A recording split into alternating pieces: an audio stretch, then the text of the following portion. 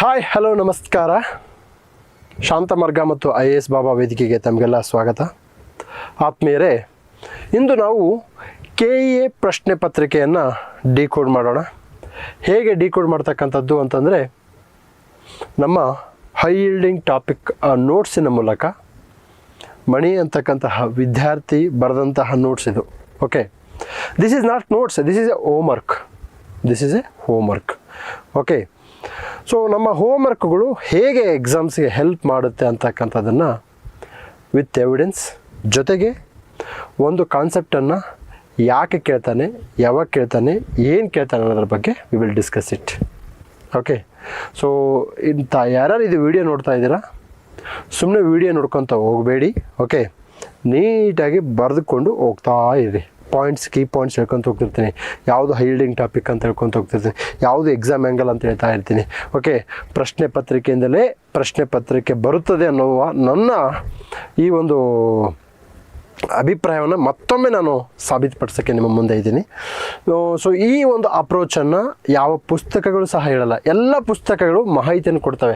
ಹಾಗಂತೇಳಿ ಪುಸ್ತಕವನ್ನು ಓದಬೇಡಿ ಅಂತ ಹೇಳ್ತಾಯಿಲ್ಲ. ಪುಸ್ತಕವನ್ನು ಓದೋದ್ರ ಜೊತೆಗೆ ನನ್ನ ಅಪ್ರೋಚ್, ಎಕ್ಸಾಮ್ ಅಪ್ರೋಚನ್ನು ತಿಳ್ಕೊಳ್ಳಿ. ಎಕ್ಸಾಮ್ ಅಪ್ರೋಚ್ ಅಂದರೆ ಏನು ಅಂತಕ್ಕಂಥದ್ದನ್ನು ನಾವೀಗ ವಿಚಾರ ಮಾಡೋಣ. ಆದ್ಮೇಲೆ ತಮಗೆಲ್ಲ ಗೊತ್ತಿದೆ, ಈಗ HYT batch 7th batch start ಆಗಿ ಈಗ 8ನೇ ಬ್ಯಾಚ್ಗೆ ನಾವು ಹೋಗ್ತಾ ಇದ್ದೀವಿ. ಸೊ ಆಸಕ್ತರು ನಮಗೆ ಸಂಪರ್ಕಿಸ್ಬೋದು. ಎಸ್, ನಮಗೆ ಇಲ್ಲಿ ಮೋಸ್ಟ್ ಇಂಪಾರ್ಟೆಂಟು ಜೀವ ರಾಸಾಯನಿಕ ಆಮ್ಲಜನಕ ಬೇಡಿಕೆ, ಬಯಾಲಜಿಕಲ್ ಆಕ್ಸಿಜನ್ ಡಿಮ್ಯಾಂಡ್ ಇವು ಜಲಮಾಲಿನ್ಯದ ಸೂಚಕವಾಗಿದೆ. Okay, yes, biological oxygen demand. ಚರಂಡಿಯಲ್ಲಿ ಕೊಳಚೆ ನೀರಿನಲ್ಲಿ ಜೈವಿಕ ವಿಘಟನೆ ಹೊಂದಬಹುದಾದ ಸಾವಯವ ವಸ್ತುಗಳು ಎಷ್ಟಿವೆ ಎಂಬುದನ್ನು ಜೀವ ರಾಸಾಯನಿಕ ಆಮ್ಲಜನಕ ಬೇಡಿಕೆಯನ್ನು ಅಳತೆ ಮಾಡೋದ್ರ ಮೂಲಕ ಅಂದಾಜಿಸಬಹುದು. ಎರಡು ಸ್ಟೇಟ್ಮೆಂಟು ಸರಿ. ಓಕೆ, ಹೇಳಿಕೆ 1 ಮತ್ತು ಹೇಳಿಕೆ 2 ಎರಡು ಸರಿಯಾಗಿದೆ. ವಿಚಾರ ನಮ್ಮದು ಅದಲ್ಲ, ವಿಚಾರ ಇದಲ್ಲ. ವಿಚಾರ ನೋಡಿ,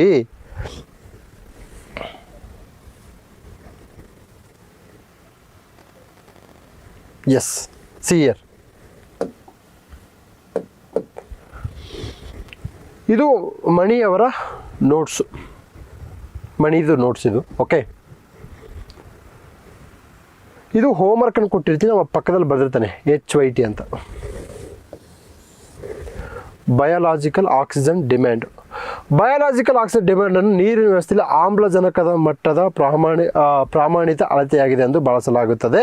ಬಯಾಲಜಿಕಲ್ ಆಕ್ಸಿಜನ್ ಡಿಮ್ಯಾಂಡ್ ಒಂದು ಪ್ರಾಮಾಣಿತ ಮಾನದಂಡವಾಗಿದ್ದು ಜಲ ಪರಿಸರ ವ್ಯವಸ್ಥೆಯ ಮಾಲಿನ್ಯ ವಿಶ್ಲೇಷಣೆ. ನೋಡಿ, biological oxygen demand, chemical oxygen demand, dissolved oxygen ಅಂತ 3 ಕಾನ್ಸೆಪ್ಟ್ಗಳಿದ್ದಾವೆ.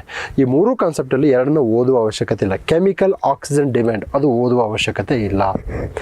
ಎನ್ವೈರನ್ಮೆಂಟ್ ಪುಸ್ತಕವನ್ನು ಓದಬೇಕಾದ್ರೆ ಈ ಕಾನ್ಸೆಪ್ಟು ಎಕ್ಸಾಮ್ಸಿಗೆ ಬರುತ್ತೆ ಅಂತ ಹೇಳಲ್ಲ ಯಾರು. But I am here to tell you this concept will come into your exams. Okay, biological oxygen demand ಅಂತಕ್ಕಂಥದ್ದು ಏನಪ್ಪ ಅಂತಂದರೆ, ಒಂದು ನಿಮಿಷ, ಎಸ್, ಆನ್ ಆಗಿದೆ, ಕೆಲವೊಂದು ಆನ್ ಆಗಿರಲ್ಲ mic. Okay, so biological oxygen demand ಅಂದರೆ ಒಂದು ಜಲಚರ ವ್ಯವಸ್ಥೆಯಲ್ಲಿ ಸಾವಯವ ಪದಾರ್ಥಗಳು ಎಷ್ಟಿದ್ದಾವೆ ಅವುಗಳನ್ನು ನಾವು ವಿಘಟನೆ ಮಾಡಬೇಕಲ್ವಾ, ಅದಕ್ಕೆ ವಿ ನೀಡ್ ಆಕ್ಸಿಜನ್. ತುಂಬ ಹೈ ಲೆವೆಲ್ ಆಕ್ಸಿಜನ್ ಡಿಮ್ಯಾಂಡ್ ಇದ್ದಂತಂದರೆ ಹೈ ಲೆವೆಲ್ ಪೊಲ್ಯೂಟೆಡ್ ಅಂತ ಅರ್ಥ. ಓಕೆ, ಸೊ ನಮಗೆ BOD ಜಾಸ್ತಿ ಇರ್ತಕ್ಕಂಥದ್ದು ನೆಗೆಟಿವ್, BOD ಪಾಸಿಟಿವ್ ಇರ್ತಕ್ಕಂಥದ್ದು, BOD ಕಡಿಮೆ ಇರ್ತಕ್ಕಂಥದ್ದು ಪಾಸಿಟಿವ್ ಆಗುತ್ತೆ. ಸರ್, ಈ ಪ್ರಶ್ನೆ ಈ ವರ್ಷಕ್ಕೆ ಮಾತ್ರ ಸೀಮಿತ ಆಗಲ್ಲ, ಇನ್ನು ಮುಂದಿನ ತಲೆಮಾರು ಇರೋವರೆಗೂ ಈ ಪ್ರಶ್ನೆ ಬರುತ್ತೆ, ಅರ್ಥ ಮಾಡ್ಕೊಳ್ಳಿ. Okay, so this is what exam approach. Okay, this is what exam approach. Okay, ನೋಡಿ, ನಮಗೆ ಬಿಹಾರ್ CET 2016 ಕೇಳಿದ್ದಾರೆ. UPPSC PCS 2023 ಅಂದರೆ Uttar Pradesh public service commission ಹೇಳಿದ್ದಾರೆ, ಇಲ್ಲಿ ಮೆನ್ಷನ್ ಮಾಡಿದ್ದಾರೆ. ನೀವು ಹೋಗಿ ಚೆಕ್ ಮಾಡ್ಬೋದು, Uttar Pradesh public service commission ಕೇಳಿದಾರಲ್ಲ ಅಂತೇಳಿ. ಓಕೆ ಸರ್, ನೀವು ಉತ್ತರ ಪ್ರದೇಶಕ್ಕೆ ಹೋದರೂ ಅದೇ ಪ್ರಶ್ನೆ, ಬಿಹಾರಕ್ಕೂ ಬಂದರೂ ಇದೇ ಪ್ರಶ್ನೆ, ಕರ್ನಾಟಕಕ್ಕೂ ಬಂದರೂ ಇದೇ ಪ್ರಶ್ನೆ, UPSC ಎಕ್ಸಾಮ್ಸ್ ಬರೆದ್ರು ಇದೇ ಪ್ರಶ್ನೆ. ಯಾಕೆ ಅಂತಂದರೆ ನೋಡಿ, ಎನ್ವೈರ್ಮೆಂಟಲ್ಲಿ ಕೆಲವೊಂದು ಚಾಪ್ಟರ್ಗಳನ್ನ ಕೇಳಬೇಕಂತ ಪಕ್ಕ ಇರುತ್ತೆ, 100% ಕೇಳ್ತಾರೆ. ಸೊ ಅಂತಹ ವಿಚಾರದಲ್ಲಿ biological oxygen demand is very important. Okay, next ಬರ್ಕೊಳ್ಳಿ HYT. ಇನ್ನೊಂದು ಹೇಳ್ತೀನಿ ನಿಮಗೆ, ಯೂಟ್ರೋಫಿಕೇಶನ್.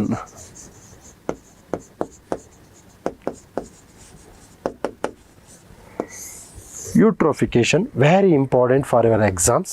ಓಕೆ, ಅಂದರೆ ನಮಗೆ ನೈಟ್ರೋಜನ್ ಕಂಟೆಂಟು ನೀರಿನಲ್ಲಿ ಜಾಸ್ತಿ ಆದಾಗ ಆಲ್ಗಲ್ ಬೂಮ್ ಆಗುತ್ತೆ. ಆಲ್ಗಲ್ ಬೂಮ್ ಉಂಟಾದಾಗ ಅದು ಇತರೆ ಒಂದು ಜಲಚರ ವ್ಯವಸ್ಥೆಗಳ ಮೇಲೆ ತೀವ್ರ ನೆಗೆಟಿವ್ ಪರಿಣಾಮವನ್ನು ಬೀರೋದಕ್ಕೆ ಯೂಟ್ರೋಫಿಕೇಶನ್ ಅಂತಾರೆ. ಇದು ಎಕ್ಸಾಮ್ಸ್ ಇಂಪಾರ್ಟೆಂಟ್. ಇದು HYT, ನೋಟ್ ಡೌನ್ ಮಾಡ್ಕೊಳ್ಳಿ.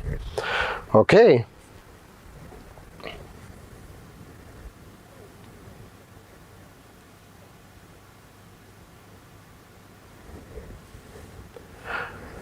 UGC ನೆಟ್ 2021 ಕೇಳಿದ್ದಾರೆ.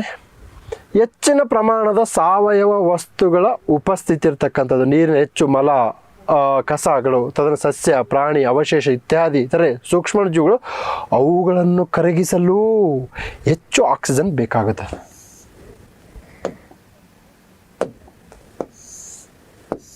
ಅವುಗಳನ್ನು ಕರಗಿಸಲು ಹೆಚ್ಚು ಆಕ್ಸಿಜನ್ ಬೇಕಾಗುತ್ತೆ. ನೋಡಿ, ಪ್ರತಿ ಎಕ್ಸಾಮ್ಸಲ್ಲೂ what is meaning of biological oxygen demand? ಕರಗಿಸಲು, ವಿಘಟಿಸಲು. ಓಕೆ, ನಮಗೆ ಈ ರೀತಿಯಾಗಿ ಏನಾಗುತ್ತಪ್ಪ ಅಂತಂದರೆ ಈ ಒಂದು ಬಯಾಲಜಿಕಲ್ ಆಕ್ಸಿಜನ್ ಡಿಮ್ಯಾಂಡ್ ನೆಕ್ಸ್ಟ್ ಬರೆದಿದ್ದಾನೆ. ಓಕೆ, ಆಕ್ಸಿಜನ್ ಬೇಡಿಕೆ ಹೆಚ್ಚಾದಾಗ, ಓಕೆ, ಅಂದರೆ ನನಗೆ ಹೆಚ್ಚು ಆಕ್ಸಿಜನ್ ಬೇಕು ಅಂದಾಗ ಇದರಿಂದ ಜಲಚರಗಳು ಸಾವಿಗೀಡಾಗುತ್ತವೆ. ಅಂದರೆ ಎಲ್ಲಿ ಬಯಾಲಜಿಕಲ್ ಆಕ್ಸಿಜನ್ ಡಿಮ್ಯಾಂಡ್ ತುಂಬ ತೀವ್ರವಾಗಿರ್ತವೆ ಅಲ್ಲಿ ಜಲಚರಗಳು ಸಾವಿಗೀಡಾಗುತ್ತವೆ. ಸರ್, ಇದು ನೋಟ್ಸ್, ಇದನ್ನು ಹೋಮ್ವರ್ಕ್ ಅಂತಾರೆ. ಇದು ಅಕಾಡೆಮಿಕ್ ನೋಟ್ಸ್ ಅಲ್ಲ. ನೀವು ಯಾವುದೇ ಪುಸ್ತಕದಲ್ಲಿ ಕೊಟ್ಟರು ಸಹ ಈ ಮಾದರಿಯಲ್ಲಿ ಇನ್ಫಾರ್ಮೇಷನ್ ಕೊಟ್ಟಿರ್ತಾರೆ, ಇಲ್ಲ ಅಂತ ಹೇಳ್ತಾ ಇಲ್ಲ ನಾನು. I am not degrading any books, I am not degrading any author. They are far more intelligent than me, no doubt in that. ನನಗಿಂತ ಹೆಚ್ಚು ಬುದ್ಧಿವಂತರು ಮಾತ್ರ ಪುಸ್ತಕ ಬರೆಯಲು ಸಾಧ್ಯ. ಓಕೆ, ಬಟ್ ನನ್ನ ಉದ್ದೇಶ ಏನಂತಂದರೆ, ಬಯಾಲಜಿಕಲ್ ಆಕ್ಸಿಜನ್ ಡಿಮ್ಯಾಂಡ್ ಜಾಸ್ತಿ ಆದಾಗ ಜಲಚರಗಳು ಸಾವಿಗೀಡಾಗುತ್ತೆ ಅಂತಹ ಲೈನ್ ಇದೆಯಲ್ಲ, ಅದು PYQs ಅಲ್ಲಿ ನೋಡಿದಾಗ ಬರುತ್ತೆ. ಓಕೆ, ಅದು PYQsನ ಮಹತ್ವ. ಅದು ಪ್ರೀವಿಯಸ್ ಇಯರ್ ಕ್ವಶನ್ ಪೇಪರ್. ಬಹಳಷ್ಟು ಜನ ನನಗೆ ಯೂಟ್ಯೂಬ್ ಕಾಮೆಂಟ್ ಸೆಕ್ಷನಲ್ಲಿ ಮೆನ್ಷನ್ ಮಾಡಿದರು, ಸರ್ ನೀವು HYT ಅಂತ ಹೇಳ್ತೀರಲ್ಲ, ಅವೆಲ್ಲ ಪ್ರೀವಿಯಸ್ ಇಯರ್ ಕ್ವಶನ್ ಪೇಪರ್ ಬಂದಿದ್ದಾವೆ ಸರ್ ಅಂತಂತಂದರು. ಹೌದು, ನಾನು ಅದನ್ನೇ ಹೇಳ್ತಾ ಇರೋದು ರೀ. ನಾನು ಇಲ್ಲಿ ಹೊಸದಾಗಿ ಯಾವುದೇ ವಸ್ತುವನ್ನು ಸಂಶೋಧನೆ ಮಾಡ್ತಾ ಇಲ್ಲ. ನನಗೆ ಯಾವ ನೋಬೆಲ್ ಪ್ರಶಸ್ತಿನೂ ಬರಲ್ಲ. ಇಲ್ಲಿ ನಾನು ಇರುವ ಅಂಶವನ್ನು ಹೇಳ್ತಾ ಇದ್ದೀನಿ, ಆದರೆ ಇರುವ ಅಂಶವನ್ನು ನೀವು ಇರುವ ರೀತಿಯಲ್ಲಿ ನೋಡ್ತಾ ಇಲ್ಲ. That is my point, that is my concern. ಇರುವ ಪಾಯಿಂಟನ್ನು ಇರುವ ಹಾಗೆ ನೋಡಿ ಎಕ್ಸಾಮ್ನ ಕ್ಲಿಯರ್ ಮಾಡಿಕೊಂಡು ಜೀವನದಲ್ಲಿ ಆರಾಮಾಗಿರಿ. ಇದ್ದಿದ್ದು ಸುಮ್ಮನೆ ವಿಚಿತ್ರವಾಗಿ ಓದಬೇಡಪ್ಪ, ವಿಚಿತ್ರವಾಗಿ ಓದಬೇಡಿ. Okay, world cup is HYT. World cup ರೀತಿಯಲ್ಲೇ ಓದಬೇಡಿ. ನೀವು ಯಾವುದೇ ಕಾರಣಕ್ಕೂ ಸಣ್ಣ ಪುಟ್ಟ ಕ್ರೀಡಾಕೂಟಗಳನ್ನು ಓದಬಾರ್ದು, ಅರ್ಥ ಮಾಡ್ಕೊಳ್ಳಿ. Okay, yes, next will move to the next question. ಕೆಳಗಿನ ಕರ್ನಾಟಕದಲ್ಲಿನ ಸಂರಕ್ಷಣಾ ಪ್ರದೇಶಗಳನ್ನು ಪರಿಗಣಿಸಿ. ಬಂಡೀಪುರ, ಹಣಶಿ, ಭದ್ರಾ, ಬನ್ನೇರುಘಟ್ಟ, ಕಾಳಿ, ನಾಗರಹೊಳೆ. ಕೆಳಗಡೆಗಳಲ್ಲಿ ಯಾವುದು ಹುಲಿ ಸಂರಕ್ಷಣಾ ವಲಯಗಳು? ಓಕೆ, ನಮಗೆ ಬನ್ನೇರುಘಟ್ಟ ಇಲ್ಲ. ಓಕೆ, ಸೊ ಆನ್ಸರ್ 2 ಆಗುತ್ತೆ. ನಾನು ಪ್ರತಿ ಬಾರಿ ಹೇಳ್ತೀನಿ, ಹುಲಿ ಈಸ್ HYT. ಆನೆ HYT. ಚಿರತೆ ಕಡಿಮೆ ಇಂಪಾರ್ಟೆನ್ಸ್ ಕೊಡಿ. ಹುಲಿ ಫಸ್ಟ್ ಪ್ರಿಯಾರಿಟಿ ಕೊಡ್ಬೇಕ್ರಿ. ಹುಲಿ ಫಸ್ಟ್ ಪ್ರಿಯಾರಿಟಿ, ಸೆಕೆಂಡ್ ಪ್ರಿಯಾರಿಟಿ ಆನೆ, ಥರ್ಡ್ ಪ್ರಿಯಾರಿಟಿ ಸಿಂಹ, ಲಾಸ್ಟ್ ಚಿರತೆ. ಇಂಟರ್ನ್ಯಾಷನಲ್ ಬಿಗ್ ಕ್ಯಾಟ್ ಅಲಯನ್ಸ್ ಒಂದರ ನೋಡ್ಕೊಳ್ಳಿ, ಎಕ್ಸಾಮ್ಸಿಗೆ ಬರುತ್ತೆ. ಓಕೆ, ನಂತರದಲ್ಲಿ ಹುಲಿಗಳಿಗೆ ಸಂಬಂಧಪಟ್ಟ ಹಾಗೆ ಒಂದು ಸಮೀಕ್ಷೆಗಳು ನಡೀತವೆ. ಸೊ ಆ ಒಂದು ಸಮೀಕ್ಷೆಗಳನ್ನು ಓದ್ಕೊಳ್ಳಿ, ಎಕ್ಸಾಮ್ಸ್ಗೆ most important. Okay sir, next ಇಡೀ ಎಲ್ಲ ಟೈಗರ್ ರಿಸರ್ವ್ಸ್ ಓದಬೇಕಾ? ಸಾಧ್ಯವೇ ಇಲ್ಲ, ಓದೋಕ್ಕಾಗಲ್ಲ. ಬನ್ನಿ, ಸೊ ನಮ್ಮ ವಿದ್ಯಾರ್ಥಿ ಮಾಡಿದ್ದಾನೆ ಹುಲಿ ಸಂರಕ್ಷಿತ ಪ್ರದೇಶಗಳು HYT, ಹೈ ಯೀಲ್ಡಿಂಗ್ ಟಾಪಿಕ್. ನೋಡಿ, ನಾನು ನಿಮಗೆ ಒಂದು ಹಿಂಟ್ ಕೊಡ್ತೀನಿ ಹೇಗೆ ಎಕ್ಸಾಮ್ಸ್ ಕ್ಲಿಯರ್ ಮಾಡಬೇಕಂತೇಳಿ. ಓಕೆ, ಎಕ್ಸಾಮ್ಸ್ ಹೇಗೆ ಕ್ಲಿಯರ್ ಮಾಡಬೇಕಂತ. ಓಕೆ, ಇದನ್ನು ಯಾರೂ ಕೊಡಲ್ಲ. Nobody will give this type of hint. ನೋಡಪ್ಪ, ಇಡೀ ಇಂಡಿಯಾದಾಗಿರ್ತಕ್ಕಂಥ ಎಲ್ಲ ಟೈಗರ್ ರಿಸರ್ವ್ಸ್ನ ಓದಬೇಡ. ಏನು ಮಾಡಬೇಕು? First you should give first priority. Dampa tiger reserves. Okay, ಅಸ್ಸಾಮಲ್ಲಿ ಮಾನಸ್, ಕಾಜಿರಂಗ್, ನಮೇರಿ, ಒರಾಂಗ್. ಅರುಣಾಚಲ್ ಪ್ರದೇಶಲ್ಲಿ ಪಕ್ಕೆ, ಕಮೆಂಗ್, ನಾಮ್ದಪ. ಇದು ಎಕ್ಸಾಮ್ಸ್ಗೆ high yielding topic. First priority ಇವರು, VVIP ಇವರು, ವೆರಿ ವೆರಿ ಇಂಪಾರ್ಟೆಂಟ್. ನೆಕ್ಸ್ಟ್ ನಮ್ಮ ಕರ್ನಾಟಕದ ನೋಡ್ಕೋಬೇಕು, ಭಾಳ ಇಂಪಾರ್ಟೆಂಟ್. ಸೊ ಸಿಂಬ್ಳಿಪಾಲು, ಅಚಲ್ಕಮರ್, ಇಂದ್ರಾವತಿ. ಓಕೆ, ತದನಂತರದಲ್ಲಿ ರಣತಂಬೂರ್, ಸರಿಸ್ಕ. ಇವರೆಲ್ಲ ಎಲ್ಲಿಂದ ತೊಗೊಂಬಂದ್ರಿ ಅಂತಂದರೆ ಇವೆಲ್ಲ PYQs, ಪ್ರೀವಿಯಸ್ ಇಯರ್ ಕ್ವಶನ್ ಪೇಪರಿಂದ ನೀವು ನೋಡ್ಕೋಬೇಕು. ಒಂದು ಬೇರೆ ಈ ರೀತಿ ಮ್ಯಾಪ್ ವರ್ಕ್ ಮಾಡೋದ್ರಿಂದ ಏನಾಗುತ್ತೆ ಗೊತ್ತಾ, ನಿಮಗೆ ಕಾನ್ಫಿಡೆನ್ಸ್ ಬರುತ್ತೆ ಮತ್ತು ಇಂಟ್ರೆಸ್ಟ್ ಬರುತ್ತೆ. ಓಕೆ, ಒಂದಾಯಿತು. ನಂತರದಲ್ಲಿ ನೀವು ಕೆಲವೊಂದು ಸುಳ್ಳುಗಳನ್ನು ಮರಿಬೇಕು. ಏನು ಸುಳ್ಳು? ಕರೆಂಟ್ ಅಫೇರ್ಸಲ್ಲಿದೆ, ಅದಕ್ಕೆ ಎಕ್ಸಾಮ್ಸಲ್ಲಿ ಬರುತ್ತೆ. ಅದು ಒಂದು ಪಾರ್ಟ್ ಅಷ್ಟು. ಓಕೆ, ಈಗ ಫಾರ್ ಎಕ್ಸಾಂಪಲ್ ಟ್ರಿಬ್ಯುನಲ್ಸ್ ಅಂದರೆ ನ್ಯಾಯಮಂಡಳಿಗಳು, ಅವು ಯಾವಾಗಲೂ ನ್ಯೂಸಲ್ಲಿರ್ತವೆ. ನ್ಯಾಯಮಂಡಳಿಗಳು ನ್ಯೂಸಲ್ಲಿ ಇದ್ದಾವೆ ಅಂತ ಮಾತ್ರಕ್ಕೆ ಅದು ಎಕ್ಸಾಮ್ಸಿಗೆ ಬರ್ತಾ ಇಲ್ಲ, ಅದು ಯಾವಾಗಲೂ ಎಕ್ಸಾಮ್ಸಿಗೆ ಬರುತ್ತೆ. ನ್ಯಾಯಮಂಡಳಿಗಳ ರಿಲೇಟೆಡ್ ಕ್ವಶನ್ನು KA HKದಲ್ಲಿ ಬಂದಿದೆ. ಅಲ್ಲೇನು ಕೇಳಿದ್ದಾರೆ? ಒಂದೇ ಒಂದು ಕರೆಂಟ್ ಅಫೇರ್ಸನ್ನು ಕೇಳಿಲ್ಲ, ಒಂದೇ ಒಂದು ಲೈನನ್ನು ಕರೆಂಟ್ ಅಫೇರ್ಸಲ್ಲಿ ಆ್ಯಡ್ ಮಾಡಿಲ್ಲ. ಬೇಸಿಕ್ ಥಿಂಗ್ಸ್ ಓದ್ಕೊಂಡಿದ್ದಾರೆ. ಸರ್, ನಾನು ನಿಮಗೆ ಯಾವಾಗ ಫ್ರೀ ಟೈಮ್ ಸಿಗುತ್ತಲ್ಲ, ನೀವು ಈ ಥರ ಮಾಡ್ಕೊಳ್ಳಿ. ಸರ್, ನೀವು UPSC ಆದರೂ ಪ್ರಿಪೇರ್ ಆಗಿ, KPSC ಆದರೂ ಪ್ರಿಪೇರ್ ಆಗಿ. ಯಾಕಂದರೆ I made a successful attempt in both state and central government exams. Okay, so this is what happens. Okay, ನಂತರದಲ್ಲಿ ಸತ್ಯಮಂಗಲಂ ಟೈಗರ್ ರಿಸರ್ವ್ ಬಹಳ ಇಂಪಾರ್ಟೆಂಟು. ಇದನ್ನೊಂದು ಬರೀ ನೋಟ್ ಡೌನ್ ಮಾಡ್ಕೊಳ್ಳಿ. ಓಕೆ, ನಂತರದಲ್ಲಿ ಕರ್ನಾಟಿಕ್ ಯುದ್ಧಗಳು. ಓಕೆ, ಕರ್ನಾಟಿಕ್ ಯುದ್ಧಗಳು, ಆಂಗ್ಲೋ ಮೈಸೂರು ಯುದ್ಧಗಳು should be a first priority. ನಿಮಗೆ ಪುಸ್ತಕವನ್ನು ಓದಬೇಕಾದ್ರೆ ಆಂಗ್ಲೋ ಸಿಖ್ ಯುದ್ಧಗಳನ್ನು ಕೊಟ್ಟಿರ್ತಾರೆ. ನೀವು ಆಂಗ್ಲೋ ಸಿಖ್ ಯುದ್ಧಗಳನ್ನು ಇನ್ಡೆಪ್ತಾಗಿ ಓದಬೇಡಿ. ಓಕೆ, ಇನ್ಡೆಪ್ತಾಗಿ ಓದಬೇಡಿ. This is what our HOT classes says. ಅಲ್ಲಿ ಲಾಹೋರ್ ಒಪ್ಪೋದು ಅಂತ ಒಂದು ಬರುತ್ತೆ. ಓಕೆ, ಇಂಪಾರ್ಟೆಂಟ್ ನೋಡ್ಕೊಂಡು ಅಲ್ಲಿಂದ ಬಂದ್ಬಿಡೋಕೆ ಹೊರಗಡೆ. ನಿಜವಾಗ್ಲೂ ನಾನು UPSC ಕ್ಲಿಯರ್ ಮಾಡಿದ್ದು, PSC ಆಂಗ್ಲೋ ಸಿಖ್ ನಂಗೆ ಗೊತ್ತಿದ್ದಿಲ್ಲ. ನೋಡಿ, ಎಕ್ಸಾಮ್ಸ್ ಕ್ಲಿಯರ್ ಮಾಡಿದಾರಂತ ಮಾತ್ರಕ್ಕೆ ಅವ್ರು ಎಲ್ಲವೂ ಗೊತ್ತಿದೆ ಅಂತ ಅಂಬೋದು ಶುದ್ಧ ಸುಳ್ಳು. Okay, S. ಆಸ್ಟ್ರಿಯಾದ ಉತ್ತರಾಧಿಕಾರತ್ವದ ಯುದ್ಧ ಮೊದಲನೇ ಕರ್ನಾಟಕ ಯುದ್ಧಕ್ಕೆ ಒಂದು ಕಾರಣವಾಗಿತ್ತು.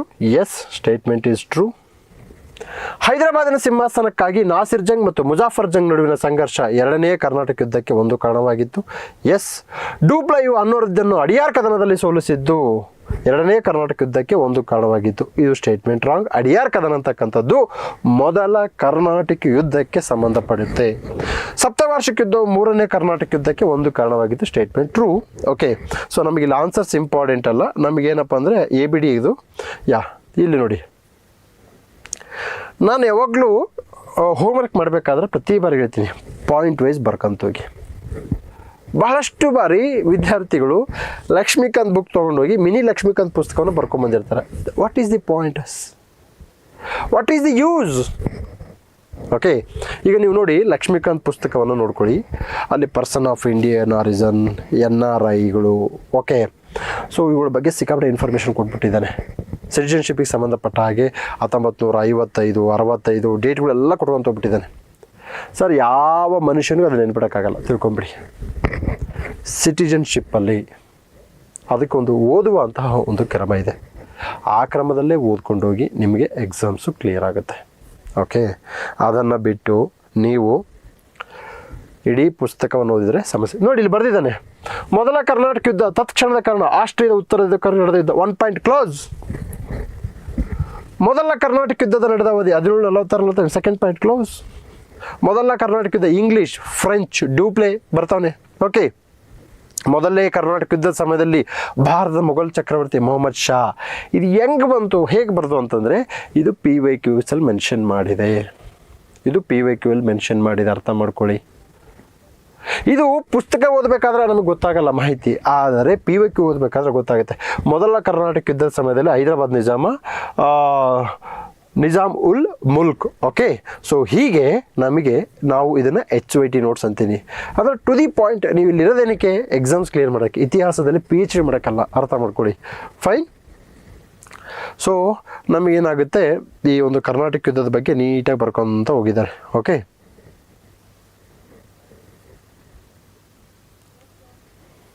ಬ್ಯಾಟಲ್ ಆಫ್ ಕೋಲಾಚಲ್ ಅಂತ ಬರುತ್ತೆ, ಅದು ಎಕ್ಸಾಮ್ಸ್ಗೆ HYT. ಓಕೆ, ಬಾದಾಮಿಯಲ್ಲಿನ ಗುಹೆಗಳಿಗೆ ಸಂಬಂಧಿಸಿದಂತೆ ಈ ಕೆಳಗಿನ ಹೇಳಿಕೆಗಳನ್ನು ಪರಿಗಣಿಸಿ. ನೋಡಪ್ಪ, ನೋಟ್ ಡೌನ್ ಮಾಡ್ಕೊ, ಇಂಪಾರ್ಟೆಂಟ್ ಪಾಯಿಂಟ್ ಹೇಳ್ತಾ ಇದ್ದೀನಿ. Okay, important point. ನೀವು ಬಾದಾಮಿ ಚಾಲುಕ್ಯರನ್ನು ಓದಬೇಕು. ಅದರಲ್ಲಿ ಇಂಪಾರ್ಟೆಂಟ್ ದೊರೆ ಅಂತ ಬಂದರೆ 2ನೇ ಪುಲಕೇಶಿ. 1ನೇ ಪುಲಕೇಶಿ ಎಕ್ಸಾಮ್ಸಿಗೆ 100% ಬರಲ್ಲ. ನಾನು ಇದನ್ನು ಪ್ರತಿ ಬಾರಿ ಹೇಳ್ತಾ ಇದ್ದೀನಿ. ನಾನು ನನ್ನ HYT ಕ್ಲಾಸಲ್ಲಿ 2 ತಾಸಿನಲ್ಲಿ ಕರೆಂಟ್ ಅಫೇರ್ಸನ್ನು ಮುಗಿಸ್ಕೊಟ್ಟಿದ್ದೀನಿ. ಕರ್ನಾಟಕ ಹಿಸ್ಟ್ರಿನ ಮುಗಿಸ್ಕೊಟ್ಟಿದ್ದೀನಿ. ಹೇಗೆ ಪಾಠ ಮಾಡ್ಕೊತ ಹೋಗ್ಲಾ? ನಾಟ್ ನೆಸೆಸರಿ ರೀ. ಯಾಕೆ ಪಾಠ ಮಾಡ್ಬೇಕು ನಿಮಗೆ? ಅರ್ಥ ಮಾಡ್ಕೊಳ್ಳಿ. PhD ಮಾಡ್ತಕ್ಕಂತಹ ವಿದ್ಯಾರ್ಥಿಗಳಿಗೆ ಪಾಠ ಮಾಡ್ತಕ್ಕಂಥವ್ರನ್ನ, ಗೈಡ್ ಮಾಡ್ತಕ್ಕಂಥವ್ರನ್ನ ಟೀಚರ್ ಅನ್ನಲ್ಲ, ಲೆಕ್ಚರರ್ ಅನ್ನಲ್ಲ, ಪ್ರೊಫೆಸರ್ನ, ಅವ್ರನ್ನ ಗೈಡ್ ಅಂತಾರೆ. ಯಾಕೆ ಅವ್ರನ್ನ ಗೈಡ್ ಅಂತಾರೆ ಅಂತಂದರೆ PhD ಮಾಡೋ ವಿದ್ಯಾರ್ಥಿಗೆ ಅಷ್ಟು ಸಾಮರ್ಥ್ಯ ಇದೆ, ಅದಕ್ಕೆ ಗೈಡ್ ಅಂತಾರೆ ಅವ್ರನ್ನ. ಓಕೆ, ಅವ್ರನ್ನ ಪ್ರೊಫೆಸರ್ ಅನ್ನಲ್ಲ. ಸೊ ನಿಮ್ಮ ವಯಸ್ಸು ಸಹ PhD ಮಾಡೋರ ವಯಸ್ಸಿದೆ. ನಿಮಗೆ ಬೇಕಿರ್ತಕ್ಕಂಥದ್ದು ಗೈಡೆನ್ಸ್. ನಿಮಗೆ ತುಂಬ ಗೈಡೆನ್ಸಲ್ಲಿ ಕ್ಲಾರಿಟಿ ಸಿಕ್ತು ಅಂತಂದರೆ 2ನೇ ಪುಲಕೇಶಿ ಓದ್ಕೊಂಡು ಹೋಗು. ಸರ್ ಬರ್ಕೊಳ್ಳಿ, ಬಾದಾಮಿ ಚಾಲುಕ್ಯರಿಗೆ ಸಂಬಂಧಪಟ್ಟ ಹಾಗೆ ಅವರ ಸಾಂಸ್ಕೃತಿಕ ಕೊಡುಗೆ, ಪಟ್ಟದಕಲ್ಲು, ಐಹೊಳೆ, ಮಲ್ಲಿನಾಥ ದೇವಾಲಯ. ತದನಂತರದಲ್ಲಿ ಅವ್ರದ್ದು ಮೋಸ್ಟ್ ಇಂಪಾರ್ಟೆಂಟ್ ಎಕ್ಸಾಮ್ಸಿಗೆ ಬರುತ್ತೆ, ನೋಟ್ ಡೌನ್ ಮಾಡ್ಕೊಳ್ಳಿ ಸರ್.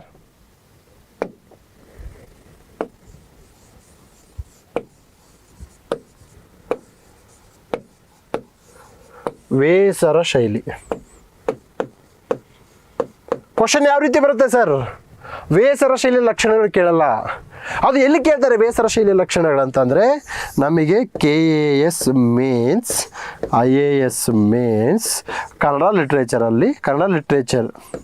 ಅಲ್ಲಿ ಕೇಳ್ತಾರೆ. ಕ್ವಶನ್ ಯಾವ ರೀತಿ ಬರ್ತಂದರೆ, ಬೇಸರ ಶೈಲಿಯಲ್ಲಿ ಕಂಡು ಬರ್ತಕ್ಕಂತಹ ದೇವಾಲಯ ಯಾವುದು? ಕ್ವಶನ್.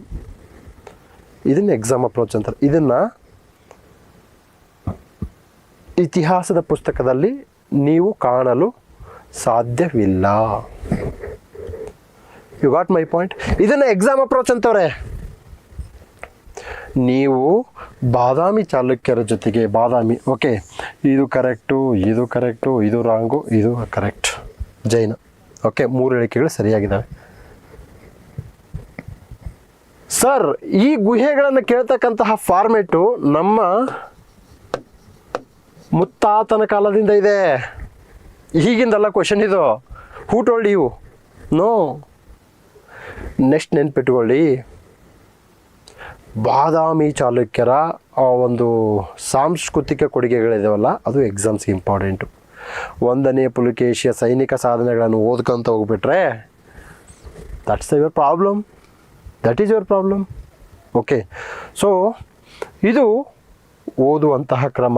ನೆಕ್ಸ್ಟು ಕಲ್ಯಾಣಿ ಚಾಲುಕ್ಯರು. ಸರ್, ಕಲ್ಯಾಣಿ ಚಾಲುಕ್ಯರಲ್ಲಿ ಇಂಪಾರ್ಟೆಂಟ್ ಕಿಂಗ್ ಒಬ್ಬರು ಬರ್ತಾರೆ. ಯಾರು ಅಂತ ಅದನ್ನು ಕಾಮೆಂಟ್ ಸೆಕ್ಷನಲ್ಲಿ ಮೆನ್ಷನ್ ಮಾಡಿ. ಕಲ್ಯಾಣಿ ಚಾಲುಕ್ಯರಲ್ಲಿ.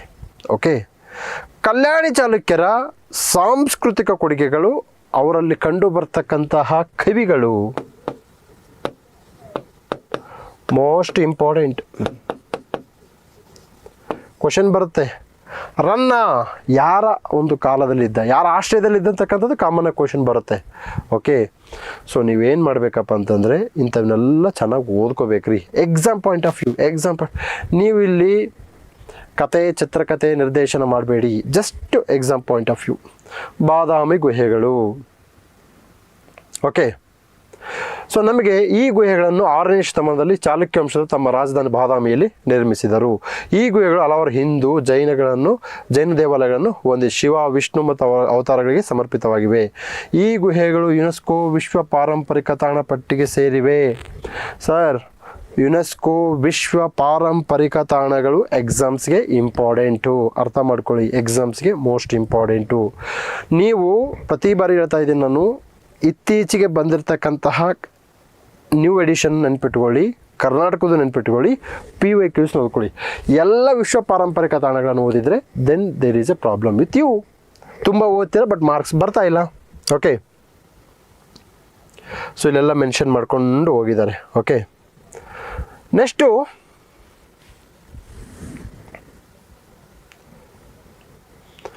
ಬಾದಾಮಿಯ ಗುಹೆ ವರ್ಣಚಿತ್ರಗಳು ಅಜಂತಾ ಗುಹೆ ಭಿತ್ತಿ ಚಿತ್ರಗಳಿಂದ ಪ್ರಭಾವಿತವಾಗಿದೆ. ಅಜಂತಾ ಗುಹೆಗಳು ಭಾಳ ಇಂಪಾರ್ಟೆಂಟ್. ಅಜಂತಾ ಗುಹೆಗಳು ಭಿತ್ತಿ ಚಿತ್ರಗಳು, ಮುರಾಲ್ ಚಿತ್ರಕಲೆ, ಎಲ್ಲ ಚಿತ್ರಕಲೆ ಇಂಪಾರ್ಟೆಂಟ್ ಅಲ್ಲ, ಮುರಾಲ್ ಚಿತ್ರಕಲೆ VVIP, very very very important mural ಚಿತ್ರಕಲೆ. ಓಕೆ, ಎಸ್, ಭಾರತದ ಪ್ರಾಚೀನ ಲಿಪಿಗಳಿಗೆ ಸಂಬಂಧಿಸಿದಂತೆ ಕೆಳಗಿನ ಹೇಳಿಕೆಗಳನ್ನು ಪರಿಗಣಿಸಿ. ಓಕೆ, ಎಸ್, ಇದು ಕ್ವಶನ್ ಸ್ವಲ್ಪ ಟಫ್ ಇದೆ, ಇಲ್ಲ ಅಂತ ಹೇಳ್ತಾ ಇಲ್ಲ ನಾನು, ಕ್ವಶನ್ ಸ್ವಲ್ಪ ಟಫ್ ಇದೆ. ಬ್ರಾಹ್ಮಿಯನ್ನು ಎಡದಿಂದ ಬಲಕ್ಕೆ ಬರೆಯಲಾಗುತ್ತಿತ್ತು, ಖರೋಷ್ಠಿಯನ್ನು ಬಲದಿಂದ ಎಡಕ್ಕೆ ಬರೆಯಲಾಗುತ್ತಿತ್ತು, ಇದು ನನಗೆ ಗೊತ್ತು. ಆದರೆ ಅರಾಮಿಕ್ ಲಿಪಿಯನ್ನು ಎಡದಿಂದ ಬಲಕ್ಕೆ ಬರೆಯಲಾಗುತ್ತಿತ್ತು, ಗೊತ್ತಿಲ್ಲ. ಬಟ್ ನಮ್ಮ ನೋಡಿ, ನಾನು ಅದನ್ನು ಹೇಳ್ತಾ ಇದ್ದೀನಿ, you are not expected to attend every